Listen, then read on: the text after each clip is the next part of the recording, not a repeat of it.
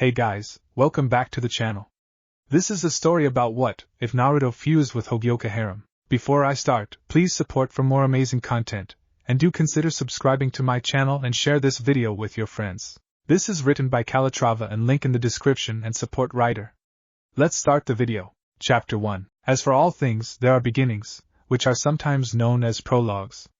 This is one of them. Namake's Minato expected a few things when he summoned the Shinigami into the mortal realm. Something on the lines of a large, skeletal monster, possibly with some sort of knife or scythe. Definitely a scythe. But he most certainly didn't expect a blonde skinny man in a bucket hat with a cane by his side. Did I make a mistake? Double-checking his seal array, he desperately tried to see if there was anything wrong with the summoning he had just performed. Meanwhile, the other blonde man looked around himself with a semi-amused and dazed expression. Here I was working on a new jigai, and I get sucked into this place. Where the hell am I? This doesn't seem to be Earth, or any place like it. And what the hell is that? The thing in question was a giant red fox with 9 tails. Narrowing his eyes, he released some ryatsu to try and identify what it actually was. Odd, it is emitting an energy that I have never seen before. It's powerful, and seems to be like ryatsu, except not. Yet it seems oddly like a hollow zero. I wonder. The yondaime, after some muttering, scribbling and staring at the other blonde, decided to speak. This might be a stupid question and all, but are you the Shinigami by any chance? He asked hopefully. The other turned around to him and said, of course not, I'm just a handsome and perverted scientist, where a fan popped into his hand and was raised to cover his mouth. Minato's sweat dropped. Scientist? He thought with a puzzled expression, seeing that his audience was slightly confused. And noticing the rather decidedly low levels of technology in the surrounding areas, he decided to be slightly more serious. Relax, to answer your question, yes, I am a Shinigami. My name is Urahara. Urahara Kisuke. I'm going to take a wild guess and say that you're the one that summoned me here, any? Well, I tried to summon something to help me seal that. He pointed to the rampaging Kyuubi. Into my son, he pointed to a cute infant lying on his back, blissfully unaware of what was going on. Well, questions about your parenting aside, why can't you just defeat it, or drive it off? Asked a genuinely curious Kisuke. Trust me, I would if it was anything other than a damned elemental beast where one strike of its tail can cause tsunamis. Replied a rather indignant Hokage. Kisuke looked at the fox with more respect now. Sure, it was large and intimidating, but so were many other hollows, much like Jillian's. It was in his experience that the most deadly things were those that resembled humans. Intelligence was a wonderful and terrible thing, in equal measures. So, what do you expect me to do about it? I'm not sure I can seal. Before he could finish that question, the Bijou finally took notice of them. Then again, when you are riding on top of a massive toad summon, it's hard not to attract attention. It tried to take a swing at both of them, bellowing as it did. Gamabunta jumped away, drawing its tanto to defend itself. It was getting increasingly nervous. It took the yondaime a good half an hour to prepare the summons before he rode off to confront the 9-tailed fox. As things were not turning out as well as planned, they were out in the open and presenting a lovely target. Things were not looking good. I hate to rain on your last parade gaki, but if you don't do something soon, you're not going to be my underling anymore. I know I'm good, but really, I'm trying, damn it. Well, Urahara-san, is there anything that you can do to help us? Konoha will be ever thankful for your assistance. Normally Kisuke was a laid-back kind of person that wouldn't really interfere in such things. Hell, it wasn't really a hollow per se, and he had no obligation or duty to send its soul. It was doubtful to whether it had a soul in any event, but seeing the desperate shinobi beneath him fighting and dying to delay the great beast, and the frantic and determined look that Minato was giving him, he was not indifferent to the situation and his suffering. And hell, he wasn't the Taicho for the 12th Division for nothing. He loved nothing more than a problem that he could find a solution to. But first he needed to study it. I'll see what I can do. He gave a preoccupied wave of his hand, his mind currently working on the issue. He really did need to minimize the damage the fox was doing first though. Bakuda 99 kin, fabric burst out from his hands and tried to bind the fox in an effort to immobilize him. Iron shafts then tried to pierce through to hold it in place. Sadly, it didn't work. It would have taken a hell of a lot of ryatsu for him to begin to bind one limb, let alone the whole beast along with its tails.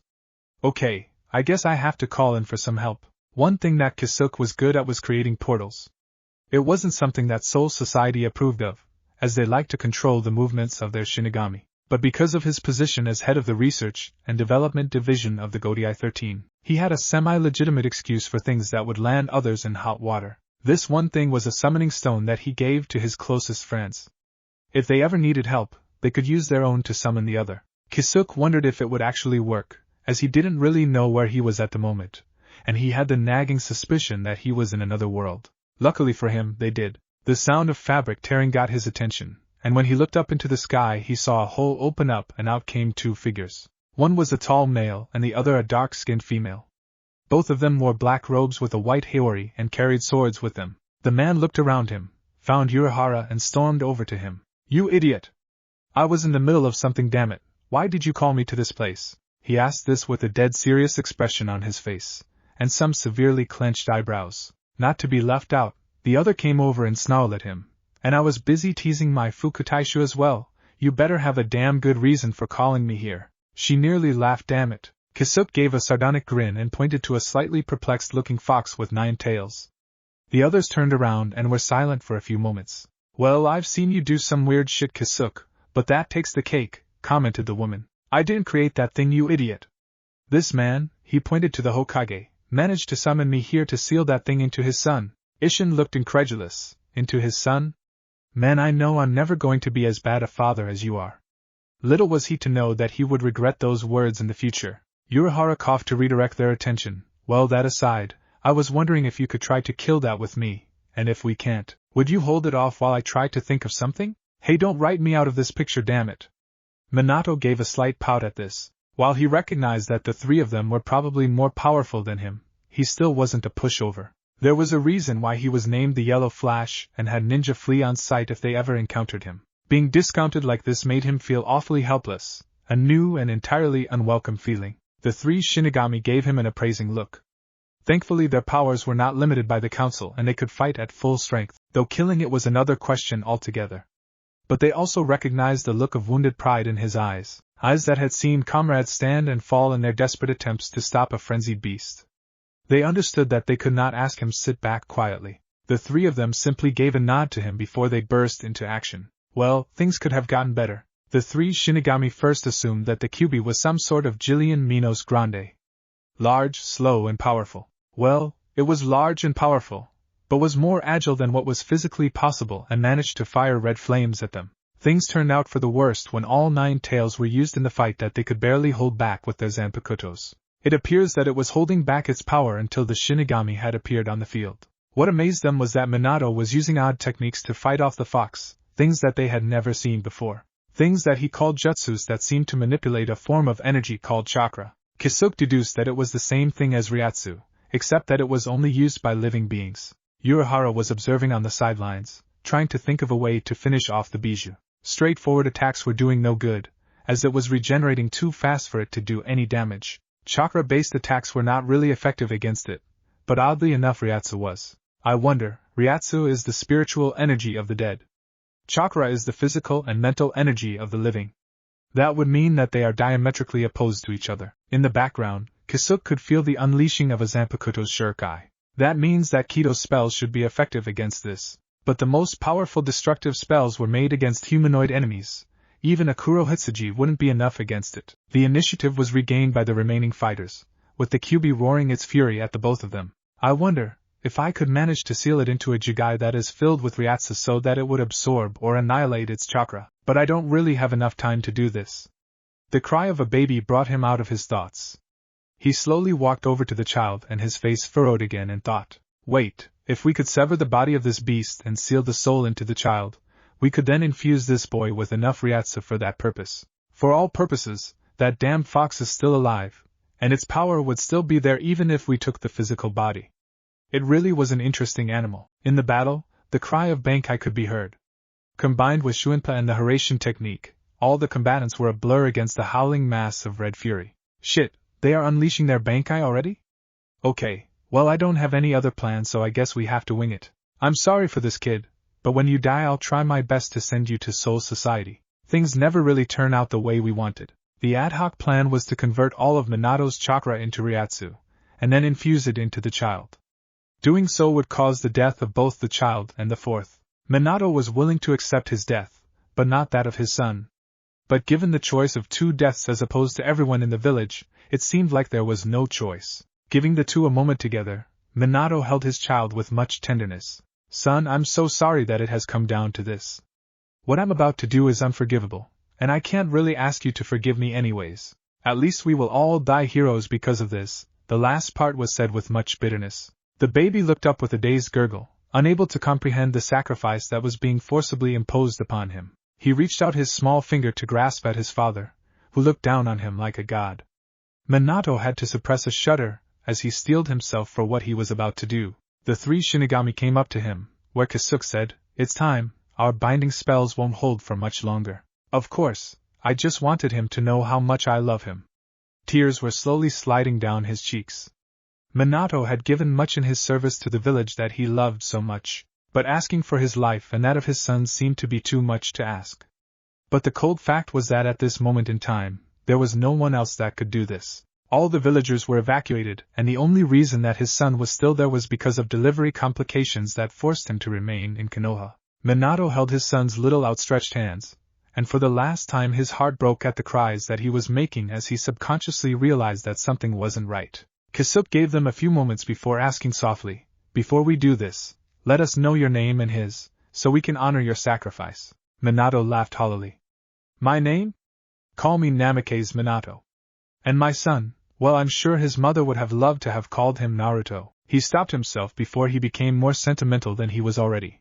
"Before we go, let me write a letter to let everyone know what really happened on this day." With nothing left but determination in his body, he steeled himself for the coming darkness and said, "Let's finish this." What was left was silence. On a fallow field the fourth Hokage lay dying, his body nearly empty of the chakra that a human needed to live. Through the use of a kinjutsu and some Shinigami help, he had managed to infuse all of his chakra into his son, before it was converted into pure Ryatsu by Kisuke. Against the combined Bankai of three Shinigami captains, the physical body of the Kyuubi was torn to parts. But the truth was that the Kyuubi was more a being of pure chakra than of flesh. Its container was merely a medium to separate the soul from contamination of the outer world. As the soul was out in the open and exposed, they used their skills to force it into another medium. It was finally held in place by a complicated seal from Minato to prevent the fox from escaping. A human body was never meant to hold Ryatsu, and its presence would normally cause a person to die. However, Naruto managed to stay alive, and this scared the crap out of Urahara. It could only really mean one thing only. Naruto had somehow become a Shinigami. Not only that, he had the entire chakra of the Kyuubi at his disposal. This meant that he was a being with a hell of a lot of power that should not have been able to coexist at the same time. Even that wasn't really the truth of the matter. Kisuke was left pondering this, and was tempted to take the baby back to Soul Society with him, but he realized that if the others found out what he just did, he would be lucky to be exiled. An execution was not out of the picture, and he realized that he needed to do something really quick. And that was a good old-fashioned cover-up. He had just managed to create a human Shinigami hybrid, and sealed within it was a hollow-like soul. If he didn't know any better, he had just created something that defied the boundaries of existence. This shocked him. It also perversely pleased him at the same time. "What the hell do I do now?" he asked himself. If this ever got out, he would be lucky if he was allowed to draw another free breath. His frantic musings would have gone further if Konoha forces were not arriving on their very location. Only the dark-skinned females seemed to be aware of the implications of their actions. "Look, we have just exhausted all of our energy to take out that beast. We need to get back to Soul Society before they realize that we just vanished into another world. We can deal with the fallout then, but we need to leave now." Nodding his assent, Urahara looked around him and said, "I think I can find my way back to this place once more, and we really need to keep an eye on this boy. This should have never happened in the first place," he muttered with confusion. Kisuke managed to open a portal back to Soul Society, and as they stepped back into the RD division, the black-haired man asked, "And what the hell was that black ball that you used to convert that energy into Ryatsu?" "Well, Ishin, that was a little something that I was working on when I was summoned to that place. I think I'm going to call it the hogyoku." The Sandaime sighed as he read the last testament of his predecessor and successor. The irony of such a situation was not lost on him. Damn it, it was for me to pass the flame on to him. The will of fire travels from the oldest to the youngest generation. It should have never have ended like this. But life rarely gives us what we want, and it is how we deal with our burdens that really shows the measure of a man. But some burdens were never meant to be borne by anyone, at least not alone. The fourth's last wishes were that he and his son be remembered as heroes. Especially his son, who had no choice in the matter. Things did not work out as he had expected, and who would have thought that the mere fact of survival would make things more complicated? Right now, the wounds were too fresh. Corpses lay scattered across the field, most of them in pieces. Grieving loved ones were eager to turn their anger on any target that presented themselves. Reason and rationality be damned, they wanted their pound of flesh now. The fact that hatred was slowly and surely being turned on to the small blonde child on his desk made his heart clench in two. What am I to do with you, Naruto? The Hokage thought sadly. The Council of Fire was slowly, but surely, rallying under those that demanded Naruto's death to completely eliminate the Kyuubi threat. While the Sandaime had every confidence that Minato did the job properly, many were unconvinced that a mortal could seal a beast such as the Kyuubi no Yoko, and they needed to finish off what he had started. A mortal couldn't, but with help of 3 death gods, it was just possible. Sarutobi snarled at such thoughts. Those fools would spit upon the last wishes of their savior, and dare claim that they were carrying out his wishes. Disgust swelled up and clouded his thoughts, and he tried his hardest to dispel them and get back onto the problem at hand. Just then, a person knocked at his door and opened it. In came the wan and haunted figure of a red-haired Kunoichi. Ah, the real tragedy starts to unfold. Uzumaki Kushina had endured much in her short life. Having the love of her life taken away after having a child together was a bitter blow. But having the child used as a sacrifice by said man was in many ways something that she couldn't ever accept or forgive. Even now, I'm not sure if she is happy that Naruto survived, or if she wishes him to be dead. Sarutobi had monitored her actions towards the blonde baby, and was seriously disturbed by what he saw.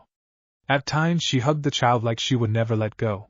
At times it looks like she was about to crush him with a cold and detached look in her eye. The medic Neen said that she was suffering from postnatal depression. Even with an ANBU trailing her, I'm not sure if she will be the child's savior, or the one to take his life away. While logically Naruto was the most innocent one in the whole room, there was a part in all of them that feared and blamed him for what he held, and what might be in the future. What am I supposed to do? A mother that could be a threat to her own child, a council calling for his death, the civilian population grieving and mourning their losses.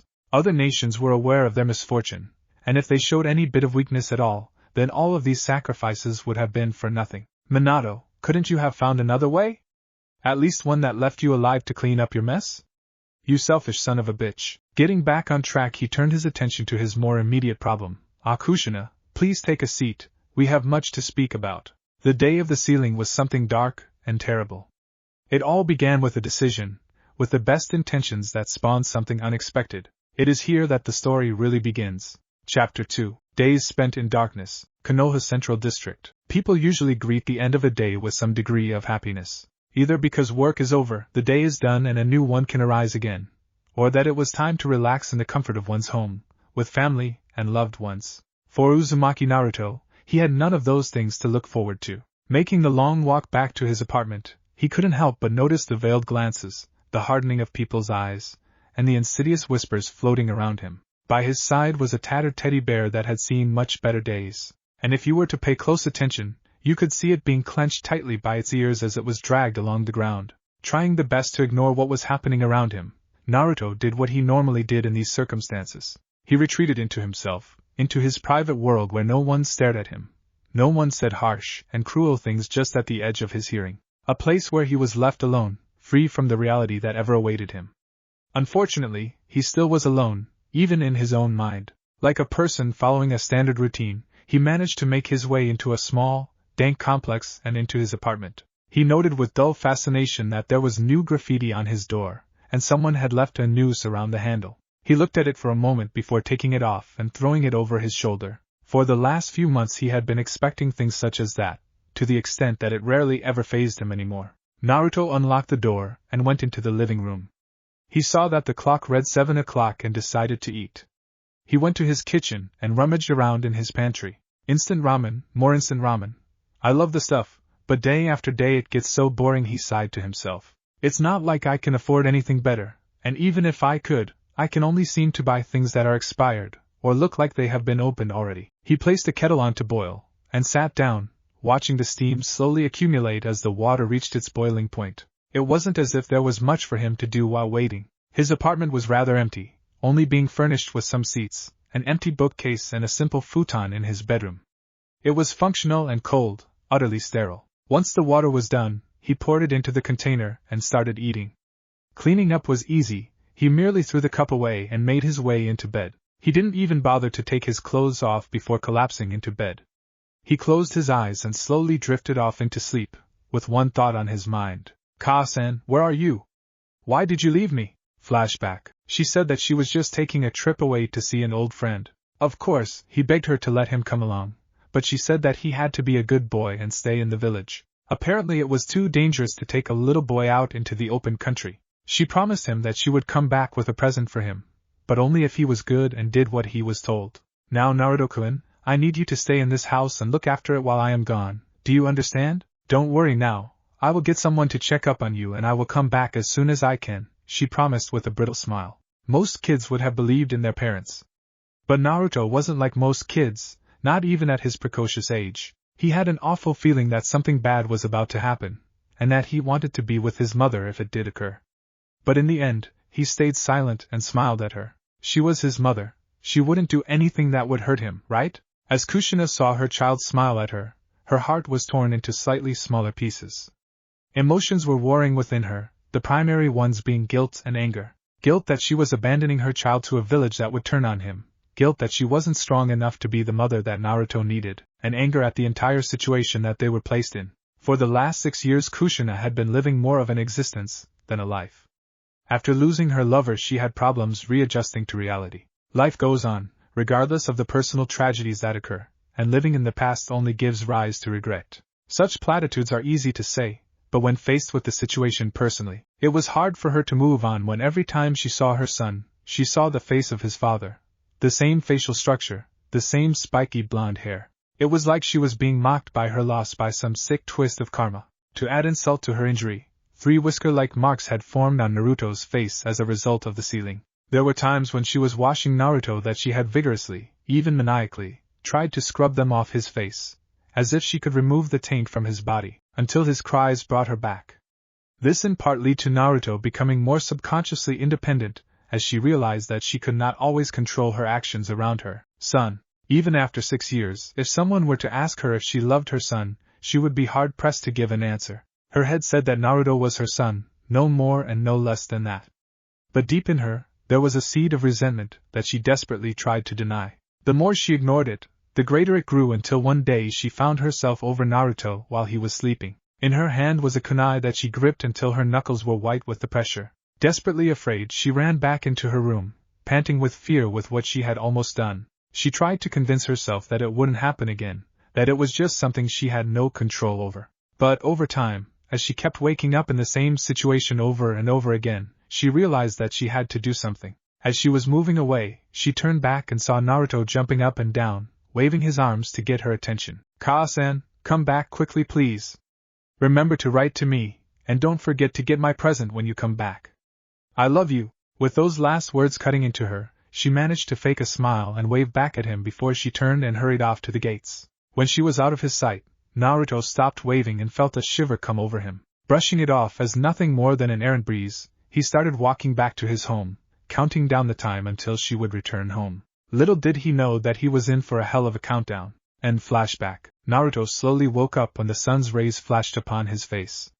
Giving a tired yawn, he got up lethargically and went to the bathroom, rubbing the sleep from his eyes. As he was brushing his teeth, he looked at his reflection in the mirror, and wondered what the hell he was going to do today. After his mother had left and did not return, he was shifted into various foster homes, each of them reluctantly taking him in before kicking him out again. The excuses were all the same.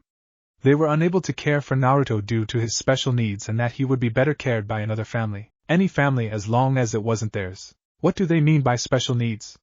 There is nothing wrong with me, is there? After so many attempts, it was decided that Naruto was to be placed into an orphanage. While that had worked for a while, his location was discovered by others, and there were times at night when people would come and demand loudly for Naruto to come out and face them. Rocks were thrown, windows broken, and there were serious fears that they would one day storm the orphanage. He remembered those dark times where he was hiding in his room, trying to ignore what was happening around him by wrapping his blanket around him, praying for the sun to rise again. It's all going to be alright in the morning.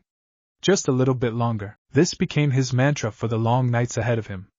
After this had happened, what friendships Naruto had with the orphans crumbled. All of them were afraid of him, afraid that the men in the dark would hurt them if they stayed close to him. And most of all, They were afraid that no foster family would take them in if they were friends with him. It was the most poignant introduction to negative emotions, at such a young age, that most kids his age didn't have to face. Throughout his life Naruto had always noticed that he was treated differently, that others always seemed to go out of their way to make him feel miserable. While his mother was still with him, it was not as noticeable, but when she left, it seemed that someone had called open season on Uzumaki Naruto. First of all, his house was forcibly sold by the bank when no one made the payments to the mortgage. His mother's bank accounts were also mysteriously empty, leaving him with nothing but an allowance given by the Hokage to live off. Whenever he asked the old man why these things happened to him, he would never get a proper explanation. It would always be something on the lines of, "It's something that you will understand when you're older, Naruto. It's not you, Naruto. It's just that they can't seem to see what a great child you actually are, Naruto.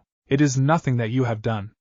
Don't worry, it will get better in the future." After a series of contradictory and useless explanations, he gave up on asking the Sandaime for reasons. Though he didn't show it, Sarutobi was inwardly glad that he didn't have to answer those awkward questions, and prayed that things would get better. All of this had an effect on the young blonde.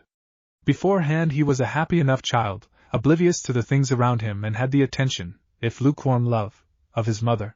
After she had left, he was exposed to the world around him, and he finally saw and experienced something no child ever should: loneliness, neglect, hate, indifference, fear, longing, despair, hopelessness. After being told to leave by the orphanage, Sarutobi reluctantly agreed and managed to get a small apartment for him, as well as a small allowance for living expenses. He had been living there for the last few months, and in that short amount of time, he gained a small measure of independence. But a 6-year-old could hardly be expected to cook for himself and clean an entire house, something which even adults have trouble with. Given no direction and loneliness being his constant companion, Naruto was literally an island unto himself. With the lack of guidance, he spent most of his time in the park, looking at happy families playing with each other. It was just a stark reminder of something he never really had. And he saw children oblivious to the reality of the world around them. He hated them for that, and how he envied them for that as well. Every day would follow the same meaningless routine, and every day he would lose a bit more strength, a bit more of his will. And all of this went unnoticed among those living in the village hidden in the leaves. Seoul Society 12th Division Headquarters. I wonder, it all seemed a bit easy, thought Urahara Kisuke. The fallout from the ceiling turned out to be very anticlimactic for the 3 captains of Seriidai. When he came back to Seoul Society, he discovered that only a few minutes had passed by while he was in that strange new world. It made things much easier to cover up, explained to anyone who asked. His friends just pushed the blame onto him, saying that if anyone asked them what had happened, they would say that he had summoned them as a joke, before saying that they had some paperwork to catch up on and leave in a hurry. He wasn't that impressed that his friends would ditch him like that, but luckily no one really noted their absence at all. Point 1. Time in that place seems to be displaced in comparison to ours. But I wonder what the time dilation factor actually is between here and there? Pushing that to the back of his mind, he sat back and thought back on what he had just seen. And more importantly, what he had just created. Kisuke had an unabashed love of experimenting and creating things that most people would have left alone. Why he did it, well, not even he could give an answer to that question. It usually revolved along the lines of being, it would have some use by someone, in some time, somewhere. Making the Shinigami stronger can hardly be a bad thing, right? Or more directly, why not? Usually his friends and colleagues could give him an ever-growing list of why he shouldn't actually do it, but that was nothing compared to the agony he felt when the Shinigami Women's Society came and complained that the names that he gave to his beloved creations were not cute enough. Why can't they be thankful that I made their lives slightly easier, or more interesting? He lamented with a sigh. He looked at the black sphere lying on his desk and gave another sigh. I get the feeling this will be the greatest thing I have ever created, or the worst. A part of him was afraid for the blonde baby that had his entire being changed that night. Kisuke had no idea what the hell could have happened, and whether his power was stable enough to control that damned fox. And that led him to think about what that fox actually was. And what the hell was chakra really? He thought it was physical and mental energy of a living being, but on closer examination, he realized that there was something wrong with that explanation. He just didn't know what, but if he were to trust his instincts on this one, it would seem that the mental component of chakra seemed to be like Ryatsu was the spiritual energy of a dead person and a living being comparable to each other. Filing those thoughts away for future contemplation, he realized that the time he spent here meant that Naruto would have aged by a significant amount of time already. Convinced that he needed more data and observation on the younger blonde, he planned to make a trip to see how things were progressing. Being cautious, he pulled out an experimental jigai and implanted a pre-production jikungan into it. He had managed to create one that could act as a decoy, useful when he needed a distraction, or he wanted to avoid long, boring meetings. He once used it to do paperwork, but seeing that it was programmed to mirror his personality, the jigai tried to create other ones to do it for him. This led to so many bodies being created after another until Kisuke came back and destroyed them all.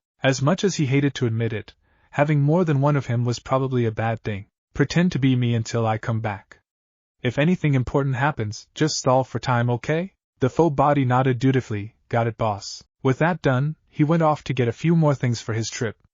If Naruto was really a Shinigami, then he would need a certain something. Konoha Hokage's office. I'm getting too old for this shit. It wasn't the first time that thought came up, and during the last few months, he had felt all of his 6 decades of life bear down upon him. Is there a sin worse than failure? He gave a bitter laugh. Yes, having those failures stare back at me. The shinobi known as the professor sighed when he looked at his scrying orb. The fates were never kind to you, Naruto, and the way things are going, I am really not sure of what to do. Being called to serve after the Yandame's demise, he hoped to only be a caretaker before some other worthy candidate could be found. The simple fact was that the vaunted will of fire in him was slowly burning out, and somebody needed to take over his position. Make no mistake, the Sandame would protect his beloved village with his life, but certain events have shaken his belief in Konoha. He stood up and looked at the massive stone monument where each Hokage had their visage carved upon that massive rock face. Ah, Minato. If you were looking down on us, how would you feel? Hell, you didn't even expect your child to survive that night, so maybe you didn't even care. More importantly, if you were here, what the hell would you do about this problem? What would you think of your wife who abandoned your son to his fate? Once again he cursed Kushina's actions. Naruto was always a happy and lively child, but after the events he was less lively, smiled less and stopped interacting in the world. It was really unhealthy that all he did was stare at families all day. Nothing good would ever come from it, but he was reluctant to interfere. He was at a loss to deny him that, but if Naruto was going down the path that he was currently heading down, he could only really see 2 branches from the cardinal route: suicide, voluntary exile. Both options were unacceptable. With those thoughts in mind, he looked down at a piece of paper that could solve this problem. It wasn't a great solution, but it was a solution nonetheless. If nothing else came up, then it might be lesser evil. He grimaced at that thought. Konoha outskirts near the fall of the Kyubi no Yoko. A small tear opened up near a clearing, where the air seemed to part, and the fabric of the world was twisted and gave way to darkness. Out came a smiling blond man with a bucket hat that cast a shadow over his eyes. Twirling a cane, he closed the portal behind him and observed his surroundings. I wonder how much time has passed since I was last here? He saw that a shrine had been erected in a clearing to his south, and as he got closer to it, it portrayed a fallen 9-tailed fox with a massive toad standing triumphant over it. Well, that wasn't what really happened. More correctly, it was Isshin and Yoruichi unleashing their bankais, with me and Minato using the hogyoku. Then again, we were not in our gigays, so no one really saw what happened, besides one hell of a light show and a dying leader. He walked over to a seemingly random spot and approached an oddly shaped rock. He waved his hand and the rock changed back its true shape, which was a summoning stone he left before he opened a portal back to Soul Society. With one of these here, it will act as a waypoint so only I can get to this place. Urahara was rather jealous and protective of new findings, and he wasn't going to let some pesky underling come and take it away from him. He had the vague feeling that people who could channel chakra would be able to see his Shinigami self, if his theories about chakra were correct. But just to be safe, he came in a jigai through the portal. Popping a jikungan into his mouth, he left the medium and decided to enter the main village, Konoha main city. What he saw did not really impress him. Whoa, if that's how they treat their heroes, I wonder how they treat their traitors? Better not ask. After following Naruto around during the day, he came to a few conclusions. The first was that this village was expressing its gratitude to the blonde container in a very cruel manner reminiscent of Spartan days. The second was that there were a few things wrong with Naruto. The first was that he did not seem to be as healthy as a boy his age should have been. His height and weight were way below the average, and it seemed as if his clothes had not been washed for a while, like he slept in them. The second one was that he could not detect any reiatsu from him. Well, more correctly, it was there, but it was very much diminished from the night of the ceiling. It was a wonder that the Kyubi's chakra was actually balanced at all. The closer he looked, the more he realized that there was a problem. The Ryatsu wasn't actually exerting enough pressure on the foreign chakra. This was bad. Really bad. He needed to see someone in charge, otherwise in under a year they would be dealing with one hell of a pissed-off demon with an axe to grind. And after seeing the state of Naruto's treatment, he wasn't so inclined to help out next time. Konoha Hokage's office. Retrieving his jigai, Urahara decided that he needed to make a good impression on the leader. After making some small talk with the villagers, he determined that the leader was the Sandaime, and that his office was located in the Hokage Tower. Thinking of the best way to convince him that he was a Shinigami, he decided that a flashy entrance was in order. A flashy entrance. How would Kairaka Shunsui do this? The Sandaime was sitting at his desk, going through all the administrative paperwork that plague bureaucracies across time and space. Requisitions, approvals, license dispensations. All of it was enough to give him a headache. As he was about to reach a new drawer, he felt a disturbance in the center of his office.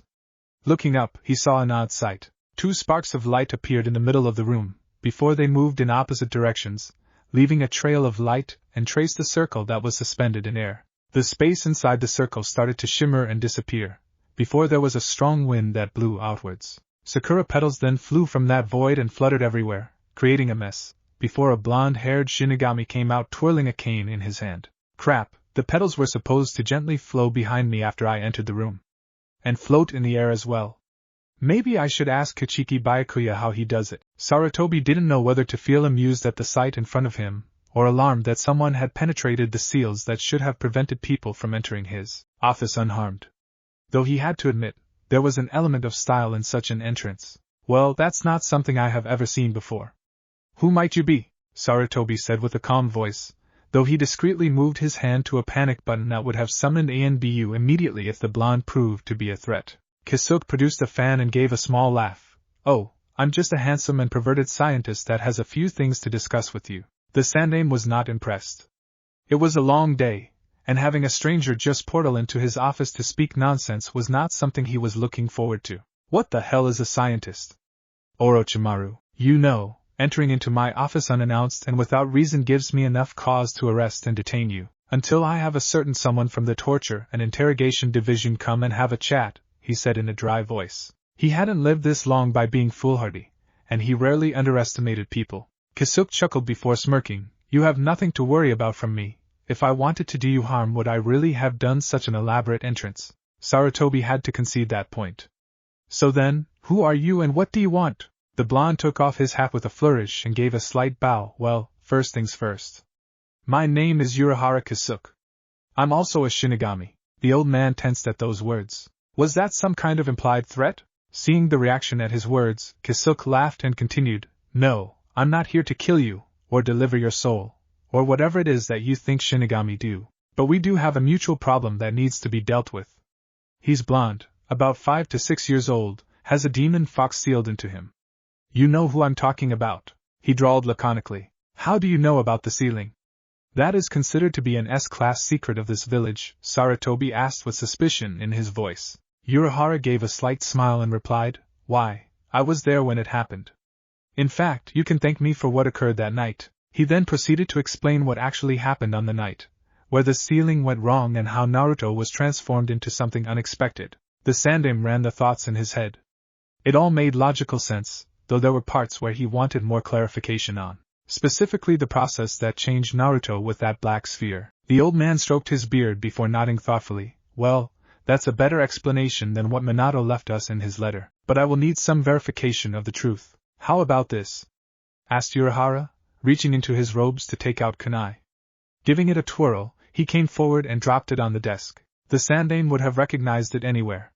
Anyone familiar with it would have as well by sight alone. It was a 3-tipped kunai laced with a seal array, the vital component of a jutsu that could decimate an entire battalion in mere moments. A part of what made Namake's Minato a legend. Hiraishin no Jutsu, the technique that was the signature move of only one person. During the Third Shinobi War, IWA placed huge bounties on those kunai, but they were jealously and effectively protected by the Fourth. In fact, after the battle with the Kyuubi, there were desperate attempts by the ANBU to retrieve all of them, lest they were sold and the seal deconstructed by a Fuinjutsu master. It was not a risk Konoha was willing to take. After the cleanup efforts were conducted, they thought that they had retrieved the complete set. But here was another one. And it was not just any kunai, It was the original one that Minato slaved over until he perfected his jutsu. He never used it in combat, and every other kunai he used from then on was a copy of that original. It was thought that it was hidden away in a sealed vault in the Namikaze estate. But here it lay on the Hokage's desk. With a dry mouth at seeing the invaluable treasure, he took it in his hand and looked at Urahara in the eyes. Okay, I believe you. I doubt you would have given me this if you were not telling the truth. At that, Kisuke gave an enigmatic smile. While the Hiraishin no Jutsu was impressive, he rather preferred the Shuinpa technique used by the Shinigami. Sure, the Hiraishin might be faster, but you were dependent on those kunai, and it wasn't worth the effort to replicate the damn things. His portals handled long-range transportation after all. Well, we have much to talk about.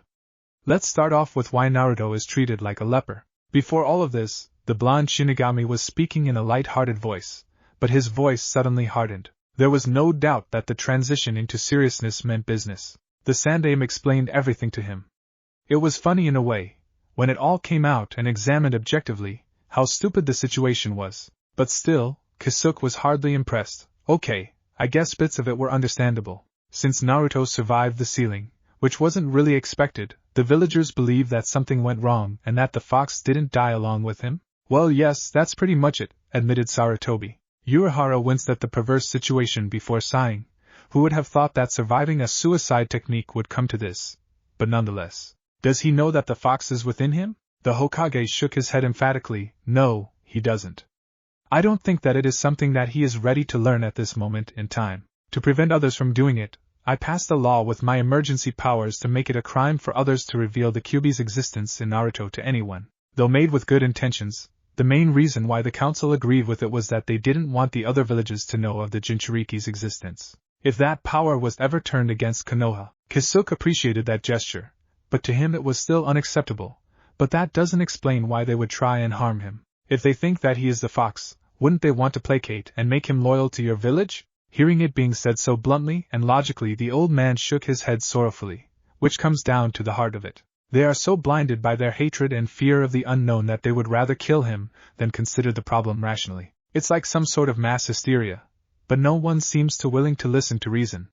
Changing the hearts of others, it's a hard task. Urahara lowered his head until his eyes were shadowed. What? Are you telling me that your villagers would plan the death of a small child? He is the only thing that is keeping that fox at bay. I have a few of my dignitary protection ANBU looking after him to prevent any overt attempts. Wait, what do you mean by your last sentence? Asked the suddenly alarmed shinobi. The Shinigami gave a sigh. The truth was rarely pleasant, even less so in this case. He explained that if Naruto dies at this moment in time, or in the near future, the bijou would be released from its physical medium. The seal that Minato managed to graft on Naruto was never planned to hold the Kyuubi, but was to keep the Ryatsu and chakra in balance with each other. This balance would prevent the Kyuubi from forcibly escaping the medium that it was trapped within. He theorized that given enough time, Naruto's Ryatsu would reach a level that would dominate over the foreign chakra so that the Kyuubi would be sealed until his natural death. When that happened, well, he didn't seem to know, but that was a question left for another time. A human Shinigami might prove to live indefinitely. The more important and pressing issue was that the Ryatsu wasn't exerting sufficient pressure to keep the balance. Noting a few inconsistencies with the explanation, he asked another question, and another thing, where the hell is his mother? And that led to another sorry tale. Kisuke was left with shock at how bad life could get for some people. Hell, there were less deserving people living better lives than Naruto. He was not impressed with the situation and made that awfully clear to the Hokage. You know, for the supposed military leader of a shinobi village, you don't seem to be doing much for his well-being. The accusation crystal clear in his voice. Sarutobi gave a bitter laugh and walked over to his window. He gazed out into the village that he served for so long, and clenched his fists. Don't think that I would have left him to suffer if I could have done anything about it. Minato was loved by all of us. He would have been ashamed to see this all happen. But what is done, and things have only turned out this way after Kushina left. Turning slowly back to face Kisuke, he ran his fingers through the remains of his hair and sighed. The point is that after the rampage, we had to rebuild. Never had we suffered such a loss close to home. As a part of rebuilding, power was transferred over to the civilian council. Everywhere we looked, enemies seemed to be looking at us, seeing if we were weak enough to attack. IWA looked murderous, along with Kumo. Even Suna was looking at us like wounded prey. We needed to rebuild the infrastructure and the economy. If we could attract more people to live in Konoha, we could repopulate our forces. Naruto had his mother to protect him, and normally that would have been enough. But that's the point. She is as good as dead now, retorted Kisuke in exasperation. The Sandaime hesitated before agreeing. True, but to repopulate our forces, we would need at least 18 years before the next generation could rise up and do the job. With all the uncertainty over the seal, I just couldn't risk a civil war to give Naruto any more protection than he already had. Even now, Danzo is calling for me to give the child over. And the council just may well give in to that. Kisuke shook his head in disgust before narrowing his eyes once more. Look, I don't care about your internal politics. I really don't. All I see is that your power is slowly being eroded away, and you are avoiding the issue and trying to take the responsibility off your hands by not doing anything. Enough of that, we need solutions. Well, the fact is that I have control over shinobi affairs, but Naruto is not a shinobi. Why doesn't he become a shinobi? Make him one. He is too young at the moment, and he requires the consent of his mother, who is missing at the moment. I can give my permission in her place, but the Shinigami felt somewhat offended at the hesitation. He is not going to be left like he is, damn it. He deserves better, and if you fail him, then the entire village will pay for it. Everything that Urahara had said to him was true. He was getting along the years, and he had let too much slide during his tenure. Thinking back, if it became a contest of wills between him and the council, he doubted that they wouldn't back down. They needed his experience, but his tendency to try and placate them was misguided. While he was a firm advocate of peace, as a shinobi he knew that some things could never be settled by reason alone. A step had to be taken, a line drawn, and thankfully Kisuke was there to open his eyes. Tell me what needs to be done. Sarutobi said this with a reawakened fire in his eyes.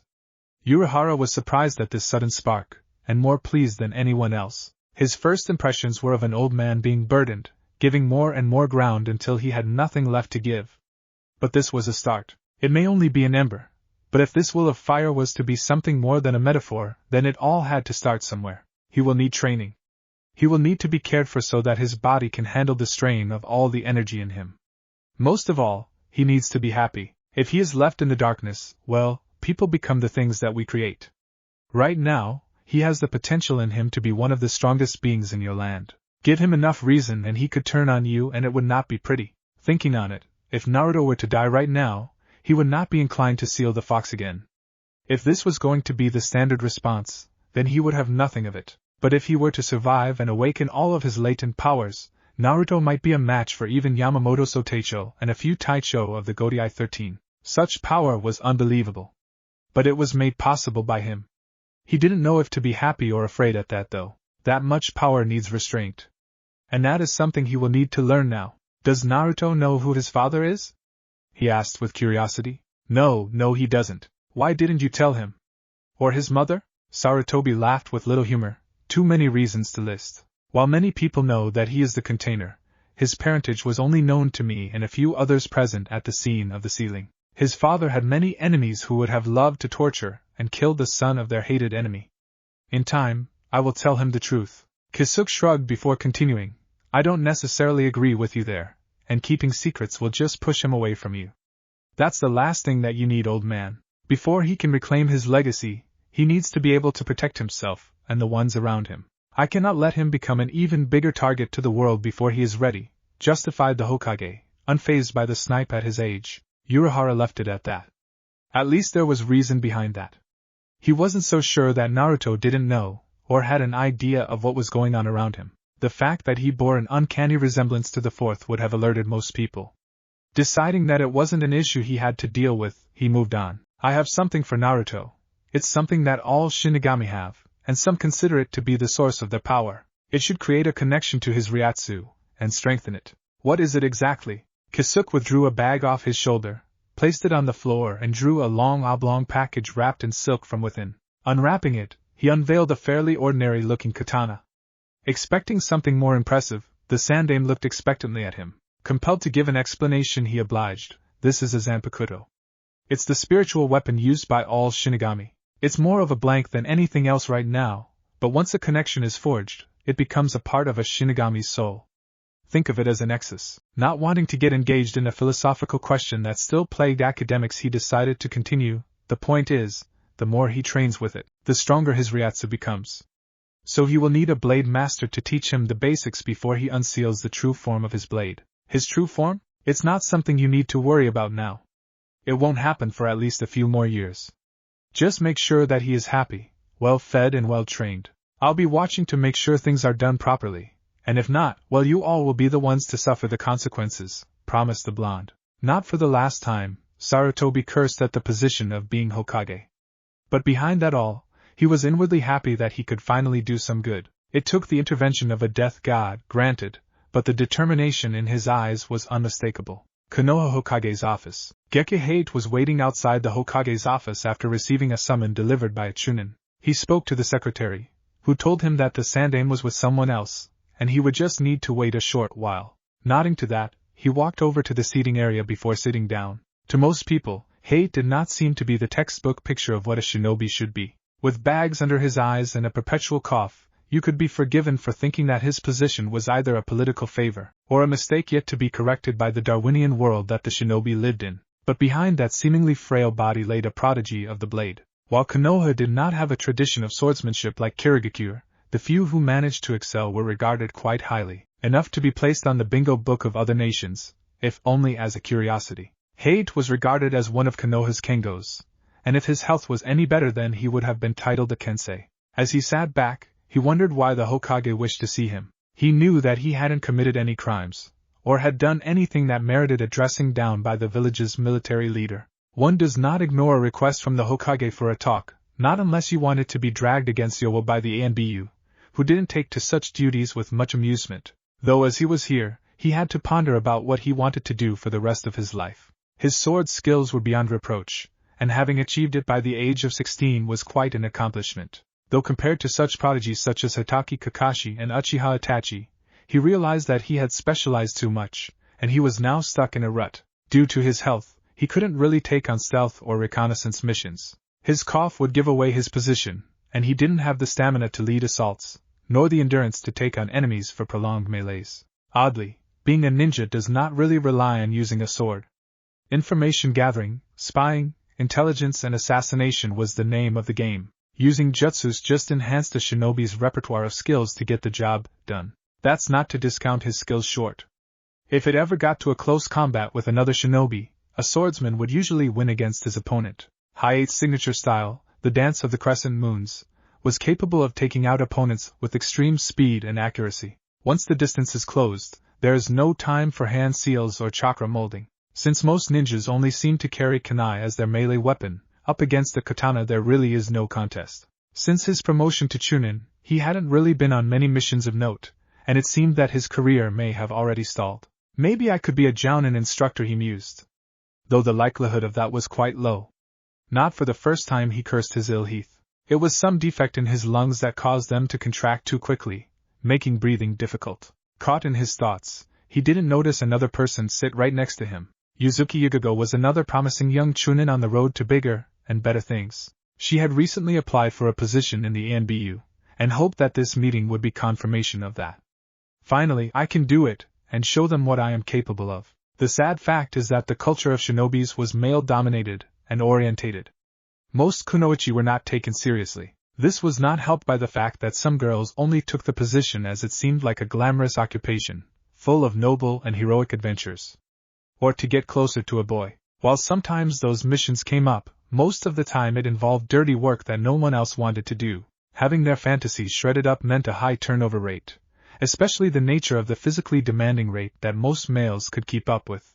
But remembering that a ninja specializes in stealth and evasion, it was a role that suited kunoichi quite well. Their small size, speed and agility were greater than their male counterparts, and they could do a job as effectively, if not more so than a man. It was this ingrained discrimination that many kunoichi fought against. Throughout the academy, and during the genin years, Yugago always felt that she had something to prove. Instead of making her bitter about it, she used it as motivation to reach greater heights. In a few short years, she managed to surpass her teammates, and there were rumors that she was being shortlisted for the ANBU program in a few years. At the moment she was on some mandatory leave and working on a few new jutsus she had managed to borrow from a few jounin instructors. As she sat down, she noticed the person sitting next to her. I have seen him around somewhere. Wait, so it is him. Hate noticed that her eyes widened in recognition, and he wondered how she would react. Not everyone took to prodigies well, bringing forth feelings of resentment and jealousy. Yugugo merely gave him a cocky smirk before deliberately looking away from him. Well, that's a new one, thought Hate. I usually get fawning, requests for a spar, or snide comments.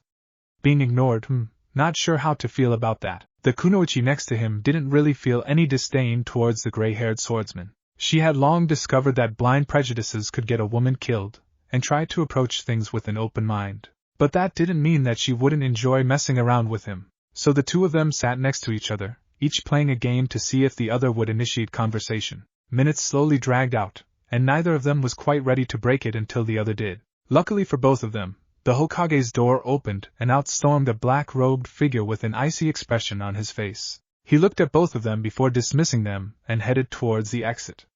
They could not help but notice how scarred the man looked. Before they could ponder it too deeply, they were invited into the office and they quickly entered. They both gave the village leader a salute before standing at attention. As Chunin, they didn't really have much interaction with the Hokage, beyond the allocation of missions. This was something new, and both of them wanted to make a good impression. The Sandaime had a bitter expression on his face, and was twirling a fountain pen as he gazed off into space. That could have gone better, and there are too many questions left open. Seeing that his silence was making the two nervous, he gave a small sigh and smile. Stand easy the two of you and take a seat. I guess you are wondering why I called you here today. This village needs you to serve it, spoke Sarutobi in a grave voice. The two in question looked at each other in surprise. The Hokage ignored it and continued. Some things will be revealed to you. These are secrets that are S-classed in nature. Once you hear them, a mission will be assigned to the two of you. It will be a prolonged assignment, and will be one of the most important missions ever taken in Konoha. Before I can go forward, I need for you to make a commitment. While the Sandaime could have easily ordered them to comply, he always felt that compulsion made for poor results. If they were willing and able to take on the mission, it would only mean better outcomes in the end. Yugugo slowly raised her hand and asked a question. What sort of commitment are you looking for, Hokage-sama? He closed his eyes and thought before answering. At least 6 years from now. A rank status, with all the pay and benefits attached. She raised her eyebrows in surprise. Most Chunin never took on missions above B. Even if they did, it was usually completed as part of a full cell. For protocol to be broken in this case, it had to be something special. While Hate was still processing the information, Yugugo decided to press the initiative. I accept, Hokage-sama. While the two males looked at her with some surprise, it really was a no-brainer for the kunoichi. She didn't reach her position by being timid. She knew what she wanted, and took the chances that were open to her. This was one hell of a chance to prove herself to her superiors, and would only help her chances of entering into the ANBU. She was confident that she had the skills to back up whatever needed to be done. Hate was feeling a bit abashed that Yugugo accepted so quickly. Looking at his options, he realized that he was at a plateau, and needed some direction in his life. Oh, why the hell not? My friends keep telling me to expand my horizons. And I'll be damned if I'm going to back down to her. I accept the assignment as well. Hate ended that with a small bow of his head. While he was slightly surprised that they accepted without more clarification, Sarutobi was very pleased to see such fire in his subordinates. Very well, let me tell you a story.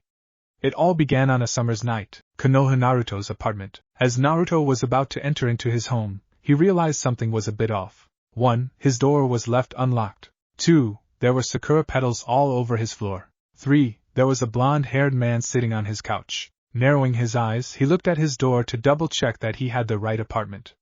Okay, so this is my house, and I don't know this guy. What the hell? Kisuke gave the other blonde a smile and said, Relax, Naruto-kun. If I wanted to hurt you, wouldn't I have done that already instead of sitting on your couch? While that did make some sense, it wasn't proof, and could just be a part of a plan to lure him into a false sense of security. Urahara saw that the boy was edging away from him, and was about to make a run for it. Deciding that he needed to cut that short, he made a bit of a gamble. Do you ever wonder why your body isn't as healthy as it used to be? Why you have trouble breathing? Why things don't look as sharp as they used to? Why your headaches are getting worse and worse? He asked candidly. Naruto was surprised. While others didn't really care or notice that his health was failing, he always tried to cover it up. Letting others know of his self-perceived weakness was something that he loathed, and he took steps to cover it up. It looks like he didn't do a good enough job. Then again, it's not like the doctors would do much for me in the hospital anyways, but the fact that someone was looking out for him and observed it gave him some pause. Maybe I can trust this man, though I will have to get him to clean my floors. I'm pretty sure I don't have a sakura tree in my house, Seeing that his words were having an effect, Urahara gave an open smile. My name is Urahara Kisuke. If you come in, I can explain a bit more about what is happening to you. Naruto blinked before deadpanning. That's nice of you to invite me into my own house. Giving the boy an embarrassed laugh while rubbing the back of his head, he replied apologetically, Oh yeah, I'm sorry about that, but I really needed to speak to you, and I couldn't really wait outside your door. You do get quite a few visitors, he finished darkly. With a grimace, Naruto closed the door and sat down on the floor, looking up Urahara. There was a silence as both of them looked at each other. Kisuke noticed the strain in the other's eyes, and the fact that he placed a lot of effort in keeping his body upright. This impressed him. He was just a 6-year-old kid for crying out loud. He should be playing with his friends, running around and making a nuisance for his parents to sigh over. Damn, he shoulders this burden well. But then again, he didn't really choose this in the first place. That was part of the reason why he chose to explain everything to Naruto about the ceiling and the consequences. Who his father was, well, that was something that he would leave in the hands of the Sandaime. After hearing all of it, Naruto didn't know what to believe. It sounded all so fantastical and ludicrous, like a piece of fiction or a manga series, but it all seemed to make horrible, terrible sense. It explained nearly everything, and for the first time in his life, his eyes were open to the truth. Unfortunately, this just raised more questions in his head. Is this why Kasan left? Doesn't anyone know who my father is? I mean, anyone? Am I really the demon that they all say that I am? But the more pressing question left him feeling more afraid. Am I going to die? While he didn't exactly have a great life, he didn't want to die just yet. There was so much he wanted to do, see and experience. This isn't fair, he railed in his head. It can't end like this, it just can't. I never even had the chance. Seeing his face give into despair, Kisuke quickly intervened. There's a way to fix this problem of yours. That quickly brought Naruto out of his depression, and he eagerly yelled out, Alright. What do I need to do then? The other blonde simply took out a sheathed katana and held it out to him. Touch this and all will be revealed, he answered rather mysteriously. Grabbing the sheath, he looked at it with a smile on his face. It was a simple katana, unadorned with any decoration. Its guard was a simple piece of steel, with the hilt wrapped in sharkskin. Its sheath was made of black lacquered wood. It looked rather unassuming. Looking at Kisuke for confirmation, he slowly unsheathed the blade. The blade was a rather simple affair. With a length of 1 meter, it was simple but precisely forged. Admiring its beauty, he couldn't help but notice the fine grain of the steel, the result of it being folded over many times until it had a slight rippled surface. For some reason that he could not explain, the blade just felt right in his hands. It was like he was reunited with something that was missing from him, that he never knew about. As he was about to give it an experimental swing, something happened. Something unexpected. Naruto's body seized up, and slowly folded into itself. His eyes glazed over and his face went slack. Urahara quickly flash-stepped to catch Naruto before he fell and cut himself with the blade. As he held on to the comatose boy, he was wide-eyed and was using his ryatsu to see if he was injured. What the hell? What just happened? No one has ever had a reaction like this just by drawing out a blank zanpakuto. There are no obvious wounds, no trace of poison or any other substances. Am I too late? Is the damned fox taking over? As Kisuke was running scenarios in his head, Naruto found himself in a very odd place. It looked like he was in the main streets of Konoha. It was daytime, and a slight breeze was blowing against his face.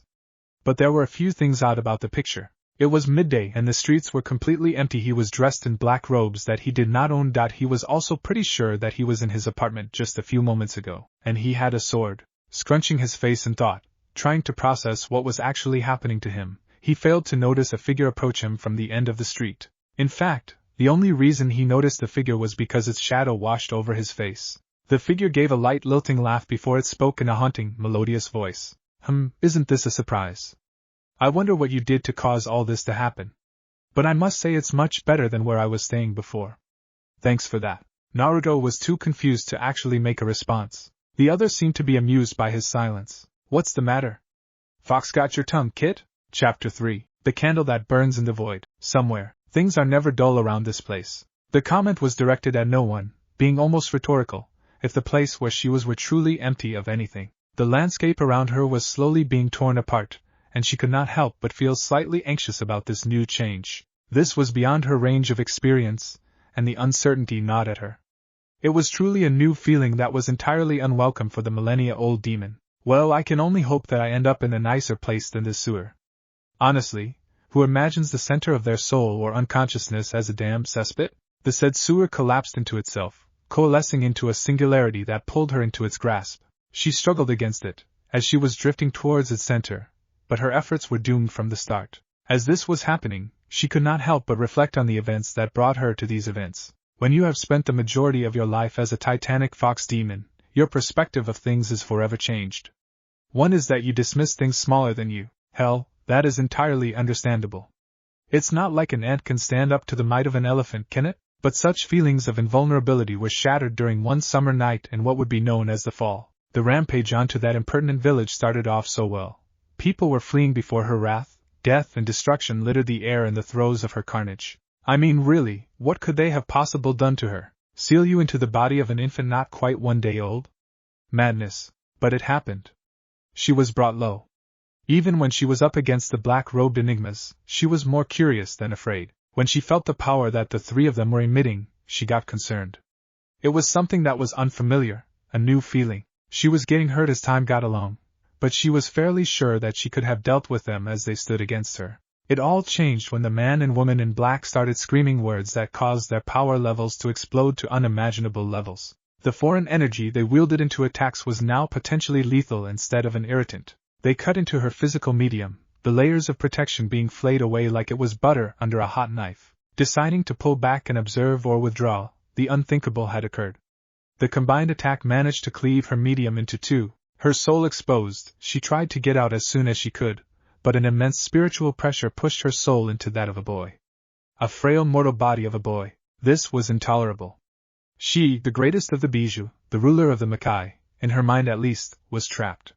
Those bastards are going to pay, she thought spitefully, and the interest owing is going to be a killer. What followed was one of the most interesting 6 years of a life to a person who measured things in centuries. Railing at the loss of her freedom, she sat back and observed in the comfort of the sewer that was to be her home. While she absolutely detested her surroundings, and vowed to do some interesting things to the people involved, the events that followed after the sealing made for some interesting drama. And she got to experience it all in an odd sense of vicarious liability. It wasn't like Bijou hadn't been sealed into human hosts before. They were usually strong human beings that could handle the unique chakra molded by a demon, but her chakra levels were immense, and no one human could handle it before their cells overloaded. Premature death and the escape of an angry-tailed demon was the fate that awaited such vessels. The Gaki should have died, if not at the sealing, then now. Then again, I'm not sure that he is even human anymore. The strange energy coursed through the blonde's body when he was younger, and nearly suffocated her at times. Like a current that knew no master, it raged and fought against her chakra in a vicious struggle. The energy was nothing that I have ever seen before in a human. It is almost opposite to chakra. At first the energy was exerting sufficient pressure to suppress her chakra into submission, constantly pushing for dominance. It was a one-sided battle that she wasn't winning. She had no idea why that was the case, but as the years went by, the pressure lost its efficacy and subsided. Slowly but surely she managed to push back and win. It got to the stage where she could escape and reform a medium if she really made the effort.